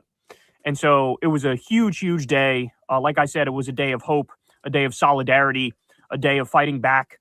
And so, you know, coming off the high of yesterday, I guess I was lulled into sort of a false sense of security. But what ended up happening was they did it again. So they murdered, it was CBP, I believe this time, Customs and Border Protection. They murdered somebody in Minneapolis at point blank range. The video is absolutely insane. You literally have like 8 different CBP officials who are over the top of him. I want to say maybe 5 or 6 of them are engaged in beating his ass. He's on the ground. He's hopeless. He's basically getting, it almost looked like a gang initiation of some sort. Like you had all these people who were on top of him and hitting him and hitting him. And so he looked completely and utterly hopeless. We have some witnesses who were recording videos. Now, the video that ended up leaking online was from about, I want to say maybe 40 yards away from inside of a store, it looks like. And there's somebody else who you can see in this video that also. So Nate, the lawyer, didn't. Bruce Rivers didn't. Dr. Grande didn't. I think they're all waiting for tomorrow. Is recording it from very, very close and with a better angle. So everybody's waiting on that video to come out, but it looks like the woman who recorded that video, they already basically grabbed her and locked her up, knowing that she had evidence of the murder and trying to suppress the evidence of the murder. So they took this innocent bystander who was recording and they grabbed her and locked her up. And Lord only knows what they're doing with that, with her phone and what they're doing with that evidence. But, you know, my guess is they're trying to fucking get rid of it. They're trying to get rid of every single piece of evidence they can. The other thing is, so you got these like 8 different CBP thugs on top of one person. And then what it appears like happened. Now, look, it's very preliminary, so I don't know how solid I am in saying this, but people are already like forensically trying to break down the video online. And what they're saying is, it looks like the feds disarmed the guy just before, and after they disarmed the guy, somebody said, gun. And then one of the Gestapo thugs panics because he hears gun, and he takes out his gun and he lights the guy up. And I believe he shot him, I believe it was 5 shots they're saying for this. So just, and this, by the way, this is on the heels of learning that Jonathan Ross, the psychopath who killed Renee Nicole Good, it was the 3rd shot that killed Renee Nicole Good. The one from the side, the one that is least defensible legally, is the one that actually killed her. So now. And that's pretty frustrating to hear too. So the 3rd one did it. And that 3rd one came at a time when he was in no more danger. Like that's obnoxious. Now, like I said, I believe 5 shots with this one. It was 8 versus 1. They disarmed the guy, which, by the way, it's concealed carry is legal in Minnesota, so he wasn't breaking any law whatsoever. And it looks like they disarmed him, and then somebody screamed gun. Then one of these Gestapo thugs freaked out and ended up firing and murdering the guy. And their initial reaction was to like back away. Their initial reaction was to back away as they heard the shots. And, you know, somebody was pointing out on Twitter that like, this is how like a criminal acts. You know, this is not like highly trained professionals who know what they're doing. It's like, they all like have the instinct of like, oh, we got to get away. Again, they're a bunch of fucking thugs. That's what it is.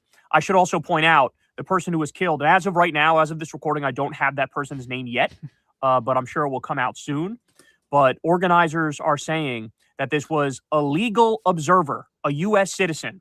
First, they pistol whipped him, and then they shot him. And like I said, he was basically they were ganging up on him. They were ganging up on him. It was, I counted eight Gestapo thugs, but at least 5 of them were engaged in beating his ass. So what's super disturbing, like I said, is that there's somebody in red filming the video from like point blank range with a better view. And it looks like they've already detained that person, and they're probably trying to get rid of the evidence. Guys, this is what I'm saying. This country, we're in the midst of moral collapse. There is no more law and order. There are no more checks and balances. Nobody trusts the professionalism of the feds because there is no professionalism. The whole point is that they're fascist, terrorist, death cult. Like, they serve one man, Donald Trump. They are Trump's Gestapo paramilitary. The whole point is that they're terrorizing blue cities and blue states. The whole point is that they're going after immigrants and liberals and leftists. And it's time for people to be honest and realize this is a fucking civil war. That's what it is. They declared war. It was MAGA declared war on blue cities and blue states. That's what they did. And then you have Tim Walz who came out and he was like, you guys got to get the hell out of here now. Meanwhile, what everybody said to him in the replies is like, hey, asshole, call up the National Guard to protect the people of Minnesota. Protect your citizens. They're not doing it. How many times did I tell you after the shooting of Renee Nicole Good?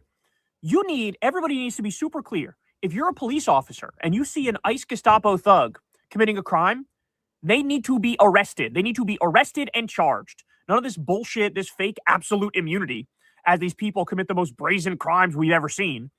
No, the police need to be emboldened to arrest the motherfuckers who are committing crimes. And yes, the National Guard needs to be called in, not to help ICE, which is what, in theory, they were going to do. Tim Walz was going to call them in to help ICE and the CBP and the federal assholes. No, they need to be called in to protect the citizens. That's what needs to happen. So just, I really am at a loss for words, man. And is this what this country is now?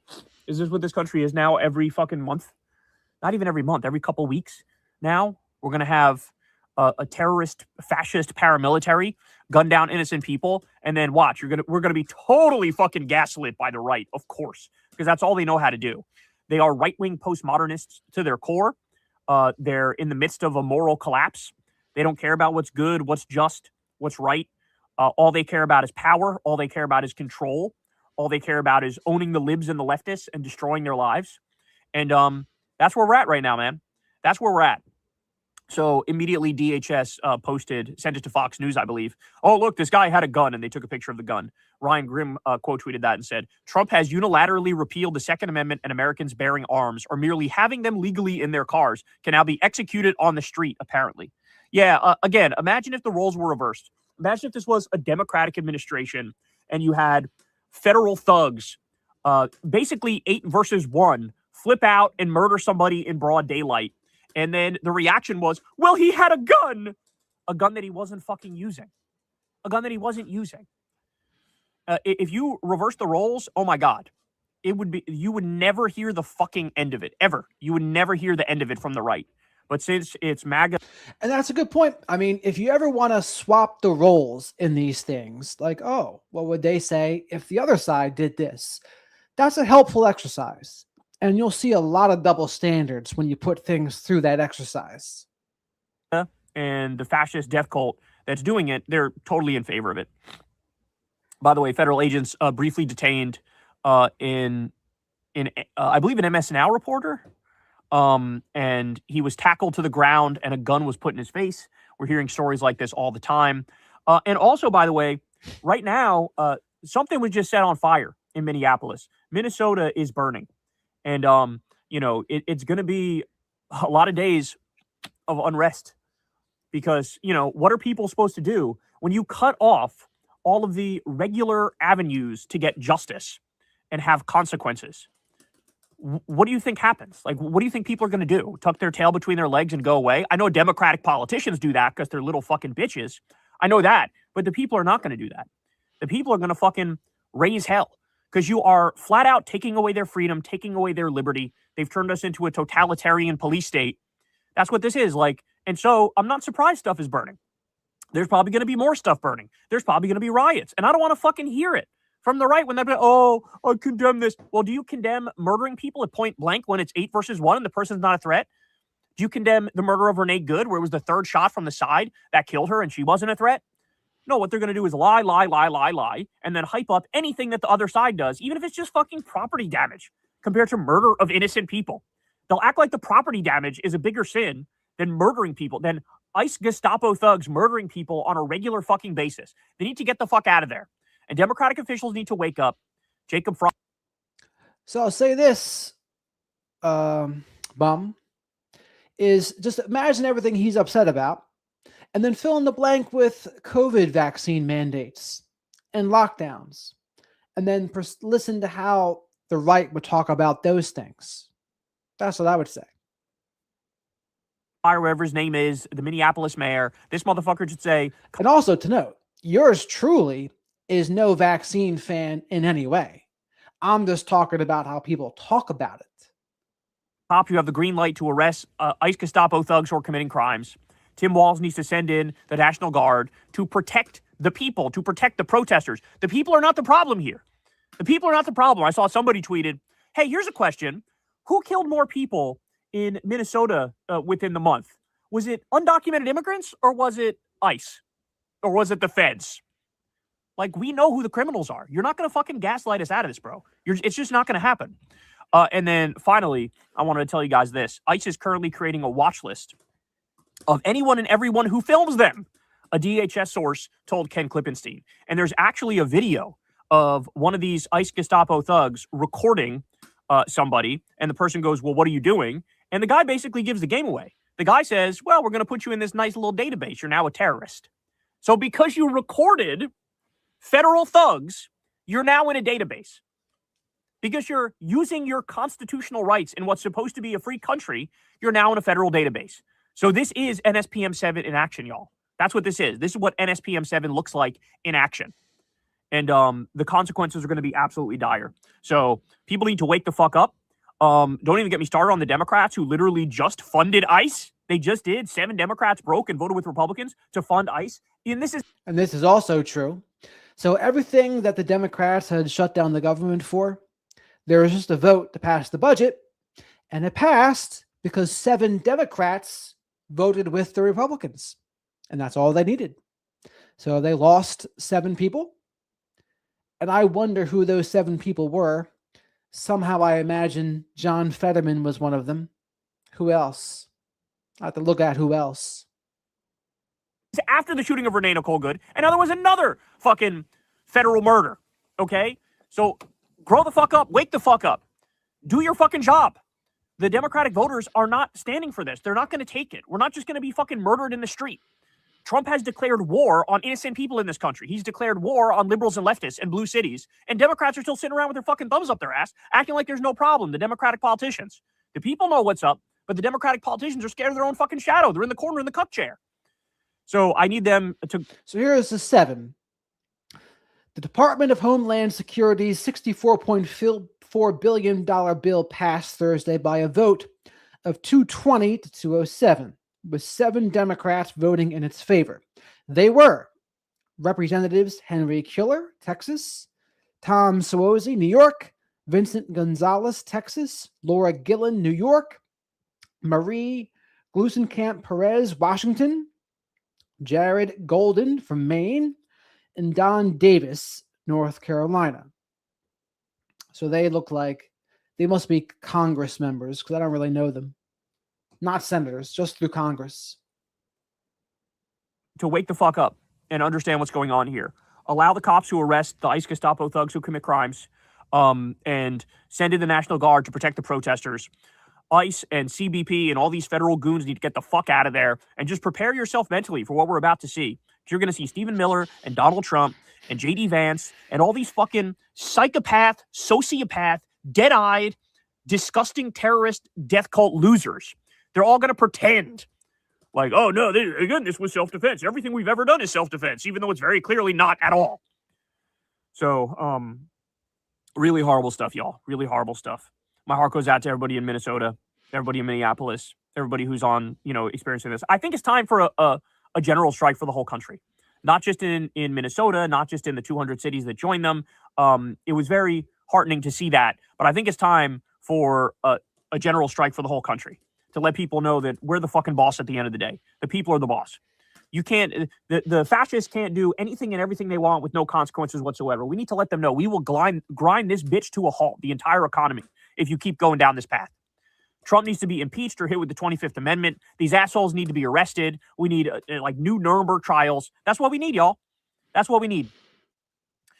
All right. And I just wanted to let everybody know, I mentioned this in the last segment I did, but I just wanted to let everybody know, right now the feels like temperature is 7 degrees here in Virginia, and we're about to get hit with a massive winter storm. And the forecast right now is that we're going to get between 6 inches and 12 inches of snow. But that's not the part that's like the concerning part. The concerning part is we have freezing rain that's in the forecast. And freezing rain. So Kyle here, he's probably a couple hundred miles south of me because I'm in New Jersey. So this will be the last video. And this is what we get. There was no current events today. There was no true crime today. I give people that work in the hospitals a lot of credit. That was a very stressful job, especially during that time.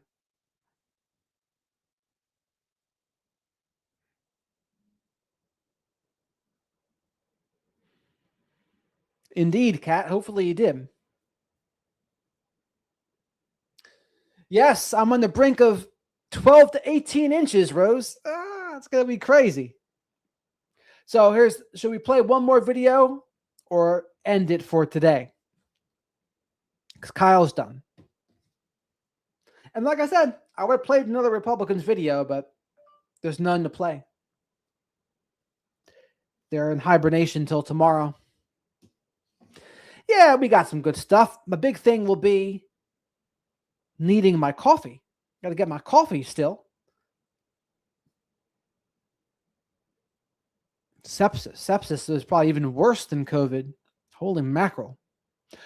Kat says more in the middle of the night, 5 a.m. People asked me to come on and talk today about the killing of Alex Pretti in Minneapolis today. And I'm happy to do that. As I always tell you, I'm happy to come on if something big happens, but I wanted to make sure that I had enough of the story that I wasn't simply screaming, oh my God, this happened. And so since it happened, I've actually, if you watch me this morning, you will see I'm wearing exactly the same clothes, including the same coat I had on during this morning's broadcast, because I haven't really gotten up since then. Which is not, of course, how any of us expected to spend today. So let me start in on what we know happened. And then I will tell you a little bit about what the larger story is and perhaps what we can do. And I want to be clear, I am incensed. I am furious beyond articulation. So if I seem very flat today, it is because of that fury. All right. So what we know happened today, and I've written everything down so I would get it right, is that at least 7 federal agents this morning at about 9 o'clock local time shot and killed Alex Jeffrey Pretti. He was a 37-year-old man who was an ICU nurse at the local VA hospital. Now, you will note there that I said federal agents. I did not say ICE. It is not clear right now from what agency they came. And it looks, again, remember, everything I'm saying is very new. It looks as if he was not an ICE agent, but the shooters were not ICE agents, but were rather from Customs and Border Patrol. And that I've told you about before. That is a division of another agency that has been infamous for its out of control, violent recklessness. That's the agency that is headed by Gregory Bovino. And it looks as if they're the actual shooters, not ICE. We tend to use ICE or Immigration and Customs Enforcement as a catch-all for all the federal agents. But let me remind you yet again that the Department of Homeland Security actually has a number of pockets of agents that it can use. And while ICE is the biggest, has the most people in it, the most violent currently appear to be those from Customs and Border Patrol. All right, so as always these days, there was video of the shooting, a number of different angles on the shooting. And it is easy, if you see them, to put together what happened. There are a number of videos, as I say, and one of the earliest ones starts with Pretti on a street in Minneapolis, directing traffic around an area where there are ICE agents. There are not a lot of people there. It's not a huge crowd, but there are definitely people on the street. Oh, and by the way, there are definitely people on the street. I don't recommend that you watch these. These are very, very hard videos. The agents begin to harass a person near Pretti. And I'm not making any assumptions about names or anything at this point, because that's still a little, at least to me, not clear. She is the person is pushed to the ground by an ICE agent, and Pretti reaches down to help her back up. As he does that, a federal agent shoots pepper spray into his face. He has a camera in one hand, and with the pepper spray, he lifts up his hand to block the pepper spray. Agents then pull him to the ground from behind him, and they begin to hit him. And there are, it looks to be 7 of them. He doesn't really appear to be fighting back. You're seeing people talk about a struggle and so on. To me, it looks like he's trying to keep his head off the ground. He keeps trying to push himself up to keep his head off the ground, which of course is something you would likely want to do if you're being jumped by 7 people. During that struggle, as Pretti is face downward, an agent takes a gun from his waistband, the back of his waistband, or what certainly looks to be a gun and is being identified as a gun. He has not reached for it or anything. His hands are on the ground. Then the agent turns and leaves. He is starting to walk away with his back to the scene when one shot rings out and Pretti stops moving.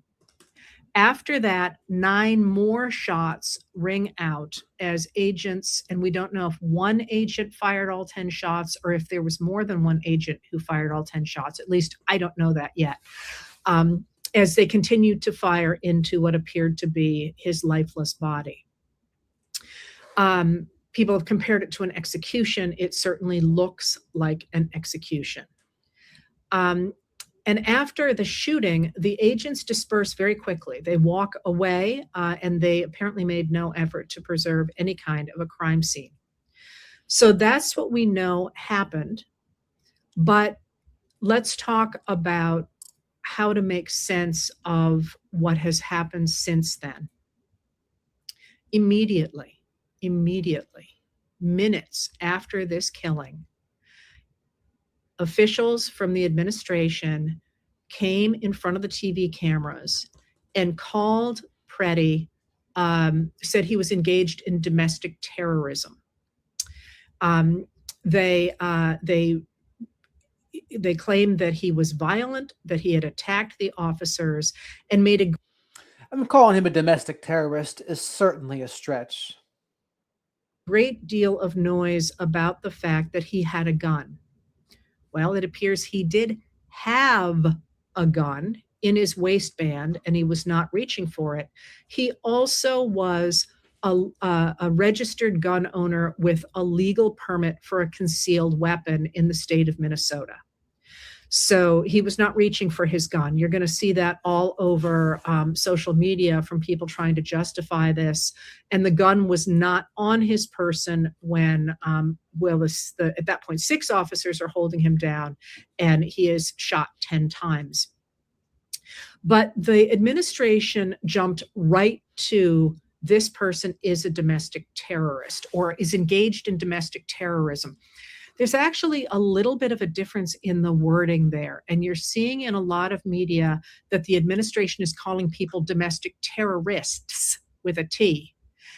I've been very cognizant of the fact that the quotations always say the person is engaged in domestic terrorism, because I suspect of a September 25 memo from the President of the United States, essentially saying that anybody who engages in any activity that seeks to stop him from putting in place his policies is engaged in domestic terrorism.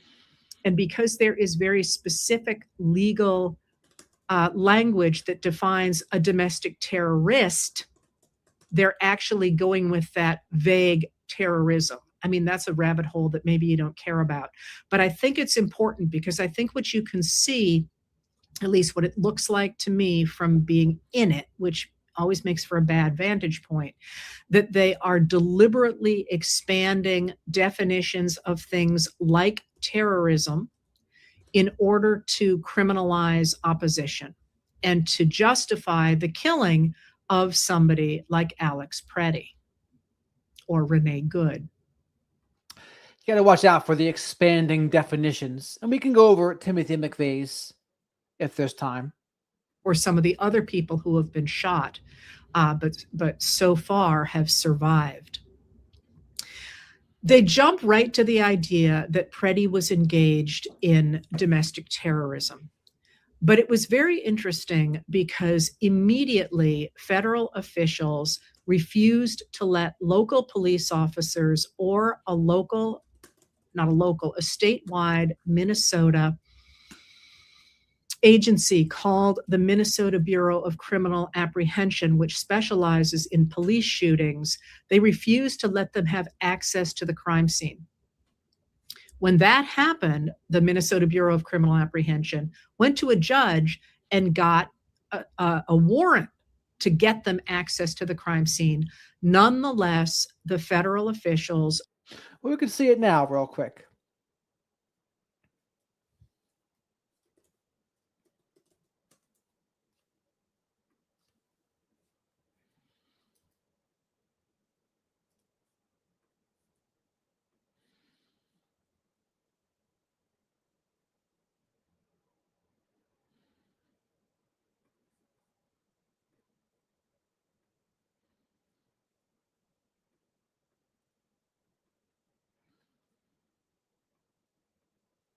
All right. So here's Timothy McVeigh. Timothy McVeigh, April 23rd, 1968 to June 11, 2001.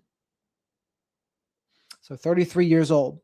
Was an American domestic terrorist who masterminded and perpetrated the Oklahoma City bombing on April 19th, 1995. The bombing itself killed 167 or 168 people, including 19 children, injured 684 people, and destroyed 1/3 of the Alfred P. Murrah Federal Building. A rescue worker was killed after the bombing when debris struck her head, bringing the total to 168 to 169 killed. It remains the deadliest act of domestic terrorism in U.S. history. He was a Gulf War veteran, but that's the important part. The important part was that's what he was, and that's what he did.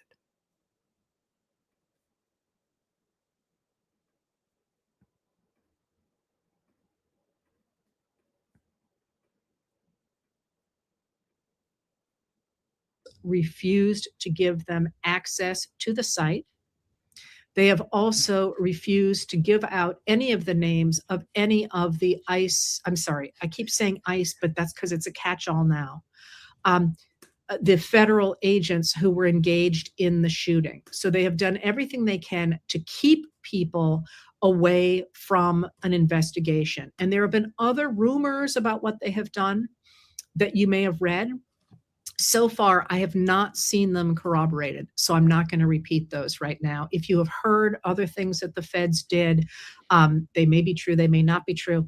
I could not verify them with more than one source, and so I'm not going to tell you what those were. Nonetheless, Minnesota police are siding with the people of Minneapolis and of Minnesota. They are trying to investigate, they're trying to talk to witnesses, they're trying to find videos and so on. And that's the first, I guess the first important thing is that the administration has come out and blamed the victim yet again. They have blamed the victim despite the fact that once again, as in the shooting of Renee Good, there are many videos proving they are lying.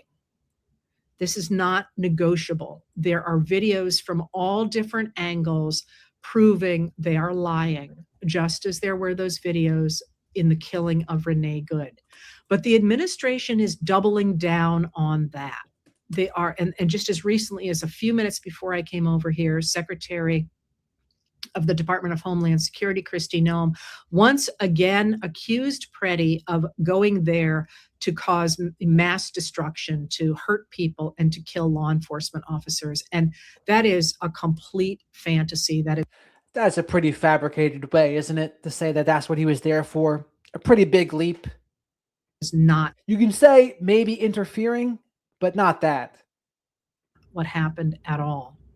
So that's the first important point here. The second important point is that law enforcement in Minnesota is standing firmly behind the people of Minnesota. Now, I know a lot of people have wondered about police officers, and of course, the Minneapolis police are only one police force and so on. But they have made a big point since the killing of George Floyd in 2020 to have good relationships with the people. They brought in new people. They're trying to have a good relationship with the people of the city, and they have come out and stood with the people of Minneapolis. They're not siding with the feds. They are siding with the people in Minneapolis. That's the second point that matters here. Another interesting point is that in Minnesota, a gun rights organization has come out and expressed extreme concern about this shooting. That's a gun rights organization, which almost always sides with the radical right.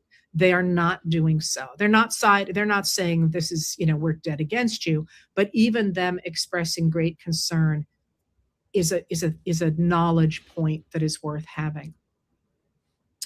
All right.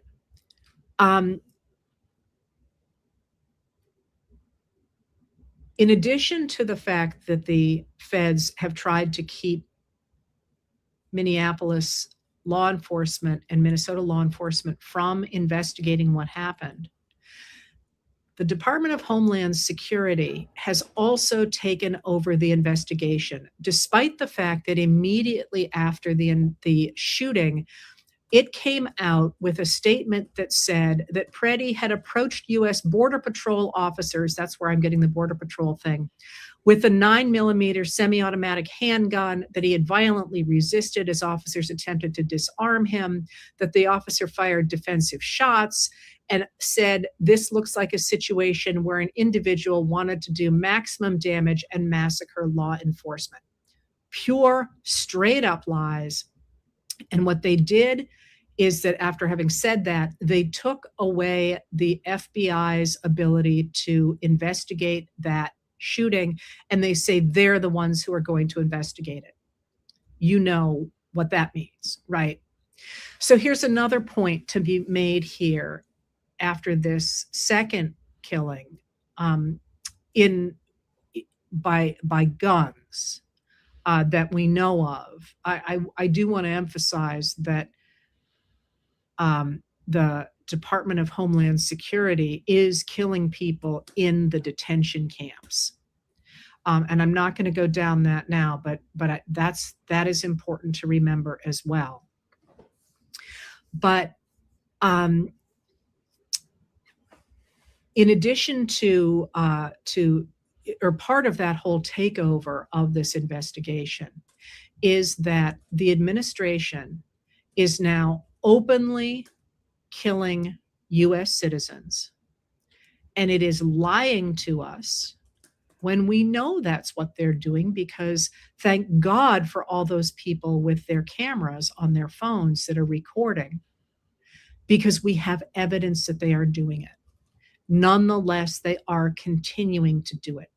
And that is a really important demonstration of authoritarianism and even totalitarianism.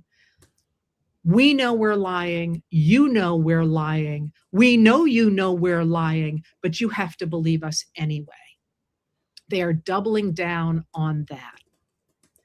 I'm going to come back to that in just a second, because there is another thing that matters here.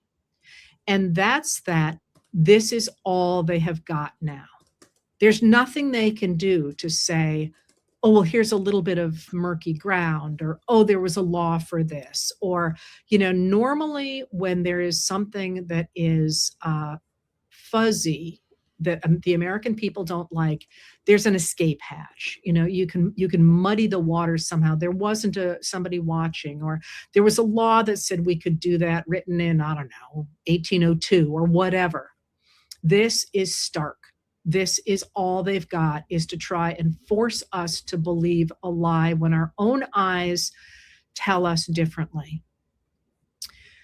Why? So again, this guy never had the gun in his hands. It was in his holster on his waistband. Like, carry things, conceal and carry. That's where it was. And when he was on the ground, like back, like belly down, the agent saw it and just took it out of his pocket. And then maybe then someone screamed gun. But like, again, I'm not sure if someone screamed it. But after it was taken out, then he was shot. Why would they do that? And here's where I want to go with what we can take away from this. It is very clear that the person out in front on this issue is Stephen Miller, the White House Deputy Chief of Staff. A lot of people have been talking about Miller for a long time now. He came to Trump by way of Jeff Sessions. He was on the Trump's first attorney general. Yeah, because you had this video about it and this video about it. They're similar, but they're not the same.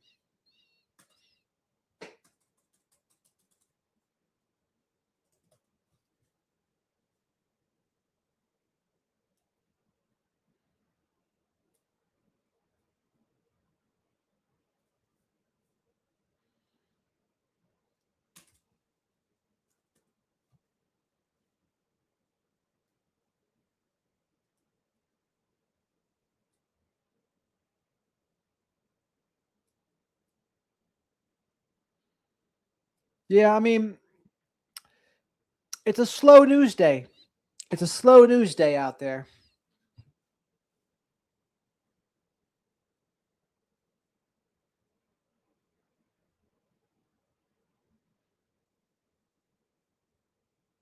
I mean, the only thing that might have pitted it if someone said gun, but like the gun was taken already. So it was such a careless thing for that person to scream out if they did indeed. But we saw the videos. Did anyone say it? I don't think we saw them say it.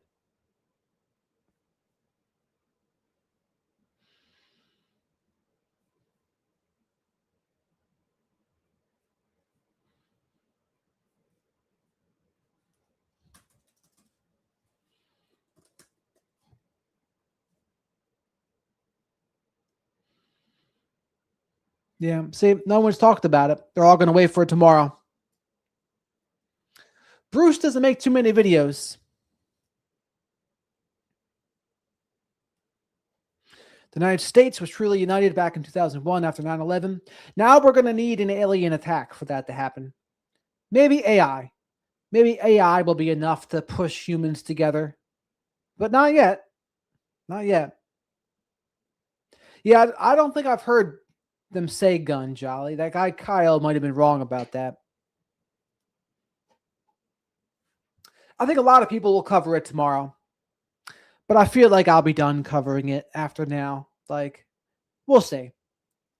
There might be sometimes you got to go where the current events go. Like, I've done well with the Nick Reiner and Michael McKee stuff. But the problem with that stuff is there's no new news. There's not really going to be any new news until like more things happen with court. So it's like, where do you go?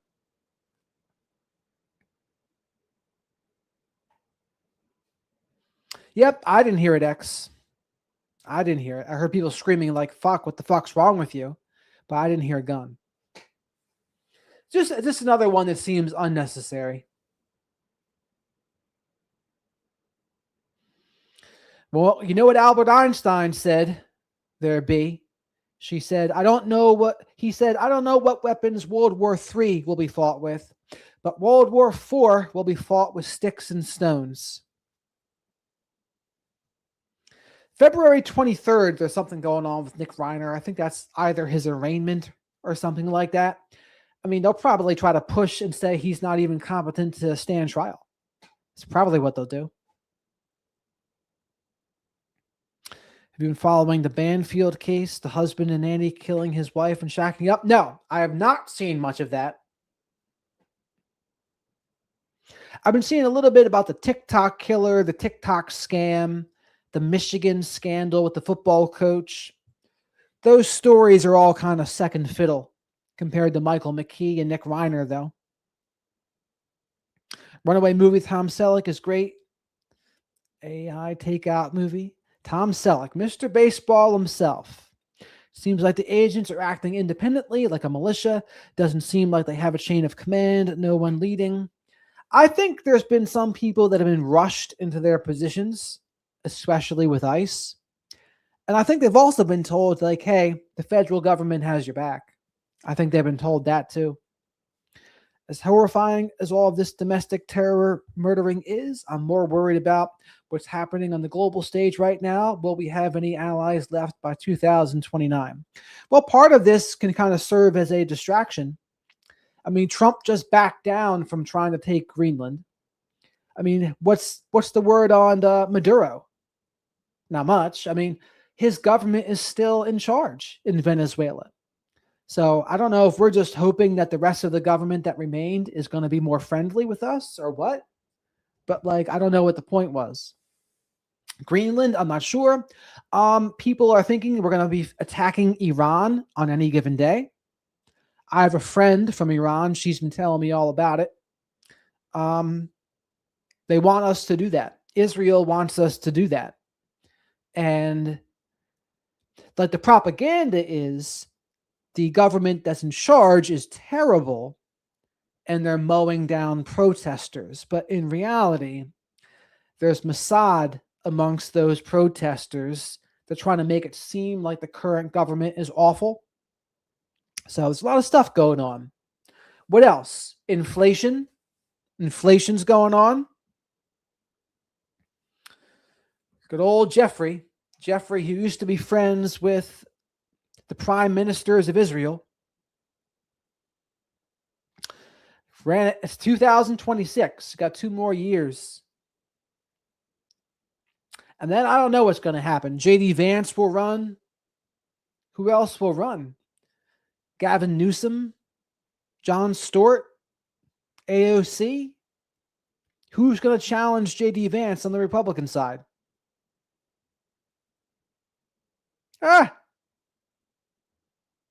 Trump kept calling Greenland Iceland at Davos. His speech at Davos was out of control. I was listening to it. Am I joking? No, no jokes. J.D. Vance is probably going to run. He's going to run for president. It's just a matter of whether a Republican challenges him, which they might not, but I'm pretty sure they will. But who else would challenge him? Tucker Carlson? Thomas Massey? Mark Kelly? See the guy from Arizona?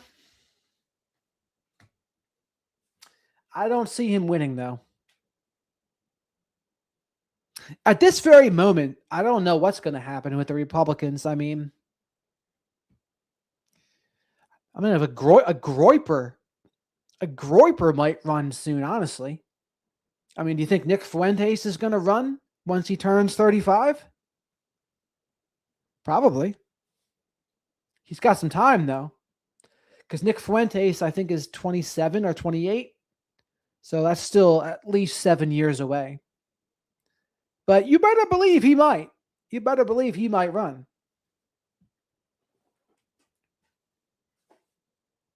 Yeah, Mark Kelly's a decent guy. It's wild. I mean, the two parties couldn't be any further apart right now. Like, you got the Republican Civil War, and the left, their war is different amongst each other. They have the purity spirals, and they eat their own.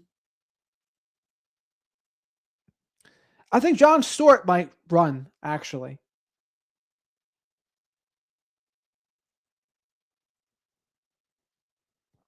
Yeah, Fuentes is too young now, but in 7-8 years, he won't be. I mean, he'll probably run. I mean, he honestly is maybe the most popular figure on the right now. That's hated by some people on the right, too. But he's the most popular person. He's the most influential person. Who else even comes close? J.D. Vance? No. Tucker Carlson? Kind of. Candace Owens? Kind of. But Tucker Carlson and Candace Owens don't completely agree with Nick Fuentes. Nick Fuentes wars him. Jon Stewart. I think Jon Stewart might run.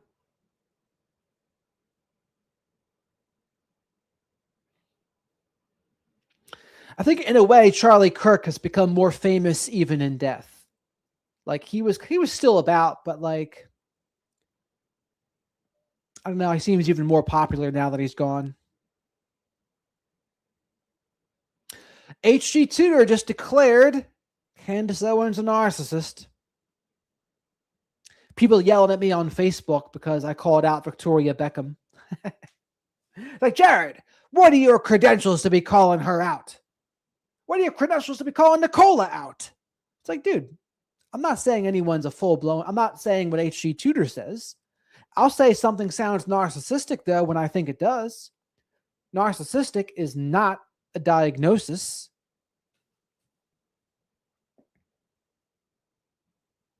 See, Candace thinks now that it's there's a Franken conspiracy, a Satanist cult conspiracy. Honestly, she just throws shit up against the wall. That's what she does. She throws shit against the wall, just asks questions that don't really lead anywhere, but it leads people on. But one of my most popular streams was going over Candace the day she went over her meeting with Erica Kirk. And like I said, I think that day is going to be her high watermark of popularity. And if I look at her channel here, I bet you I'm correct. I bet you that was her high watermark.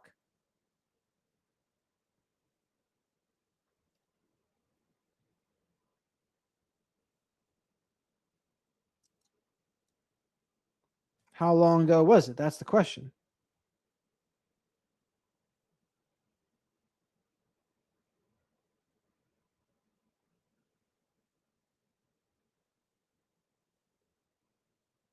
Yeah, that video got 4.6 million views.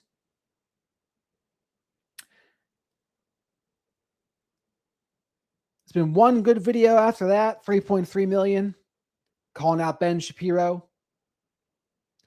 Everything else under 2 million from there.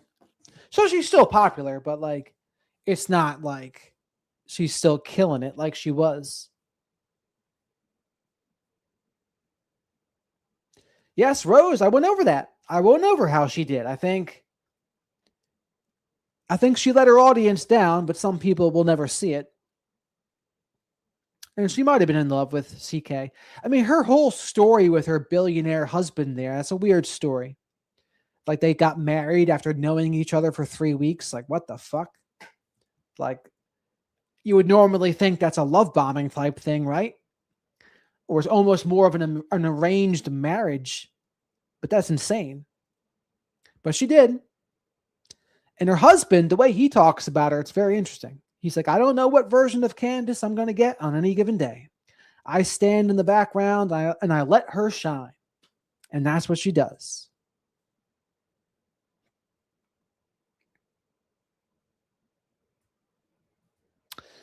Yeah, I mean, I'm not the biggest Candace fan.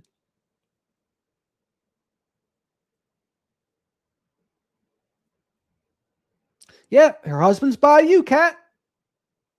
George Farmer. Yep, that George nailed it. Kat, I watched this one, Mystic Artist, So there's weird times going on right now because the side of the right that agrees with Israel, they've lost popularity. J.D. Vance is one of them, but I mean, the Ben Shapiro, Tim Pool, right? Holy mackerel. They're going nowhere fast. Yeah, and they call the real inflation the burrito effect. So there's the numbers that they say versus the burrito effect. And the burrito effect is take a look at the price of something back in like 2000. What is that thing today? The very same product. That's really what the inflation is. I think Tim Pool's more of a Israel conservative, although he did just talk to Nick Fuentes the other day. I'm not sure how that went. I think they just went over the news together. There wasn't like an adversarial. Yes, Rose, I learned that from Jason Stapleton, the libertarian.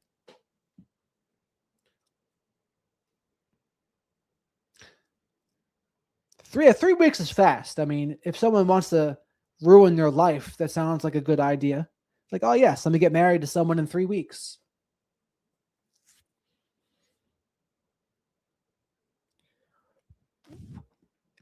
So no song bits mod in here today. Jimmy the mod bowed out. I didn't want him to he muted someone. I didn't want him to mute.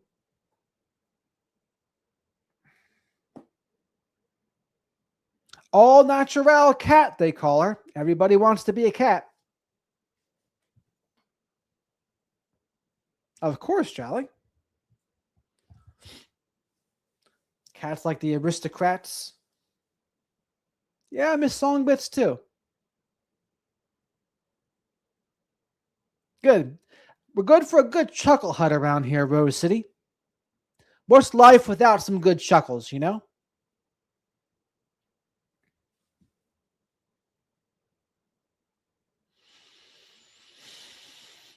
But tomorrow night, probably go back to true crime. Or I don't know. I might even have to talk about some narcissism again. Or do more interviews because got to find the right topics to talk about. Oh, it's a 1111 where I am, B. So 2 hours in front of you. The white girl kitten, I could see that from you, Cat. The one who like plays on the piano. Rinky Dink. The Rinky Dink white cat. Not to be confused with the white rabbit, by the way. But we'll get you half a cup of tea, like they said in Alice in Wonderland. Or we'll also say in Alice in Wonderland, why is a raven like a writing desk?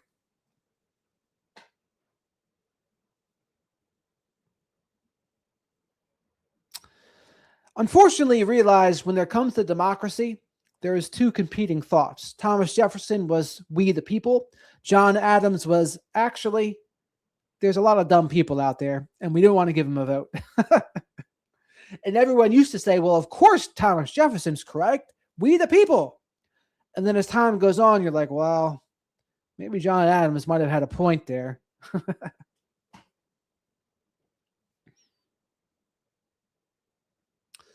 Peculiar looking through that looking glass, right? Because if you don't know where you're going, you never go in the wrong way.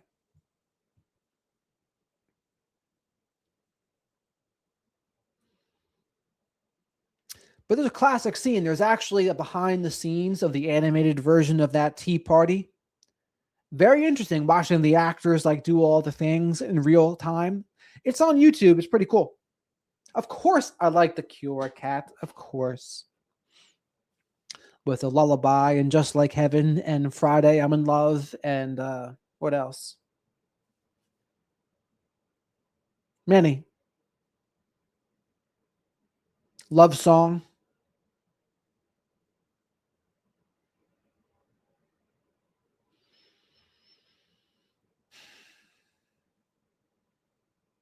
Good old Robbie. Nothing like Robbie, you know?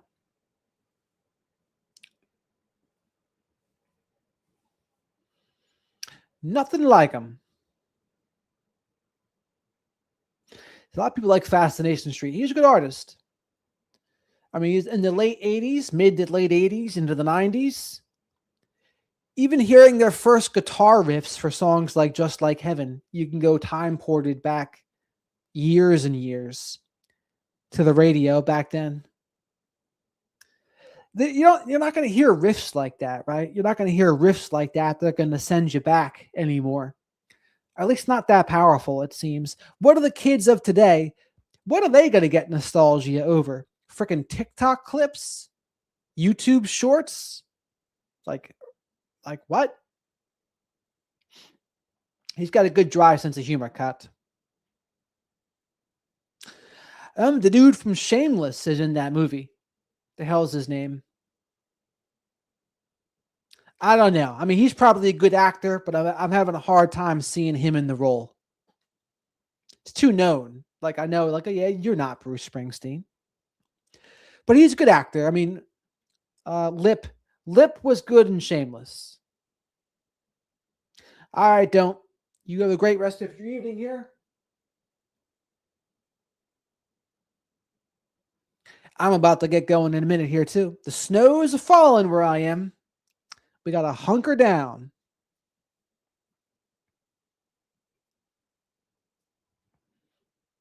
A lot of people say Bob Dylan was overrated these days, Kat. You see that? There's all that Bob Dylan.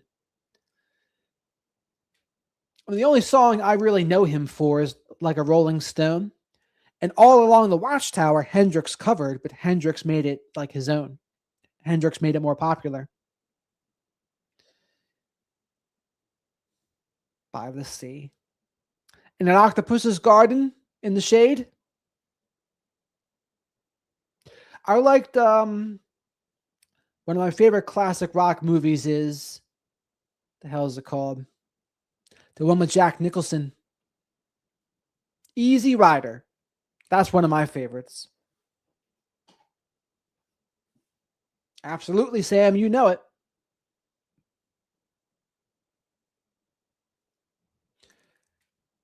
Easy Rider was a classic movie, along with Fear and Loathing in Las Vegas, along with, what else? Fun Times. Kat does have a beautiful singing voice. Everyone should check out her channel. Sable on Blonde. I mean, Jimmy electrified the song.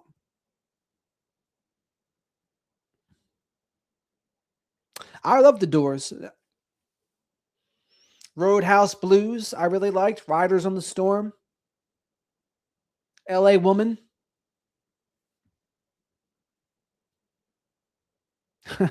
Don't bogart that joint. It's a wild time back then. Certainly a wild time. Wild time to be alive. But all right, everybody. I'm about to check on out for the night. But I'll be back tomorrow night for a less stressful topic. People get stressed over the political factions. Got to keep it cool. Got to keep it cool. I don't need to chat upset with one another. Of course, Kat, we're glad you were here. Oh, not that warm here, B. Definitely colder. You have a good one, Rose. Thank you. Kat, B, George, X, Jolly. Everyone else is here. Don't. Glad you were here. Heather, if you're still there, or Ann and Sam. The chat wouldn't be the same without you all. Good night, guys. I will check that song out, Sam.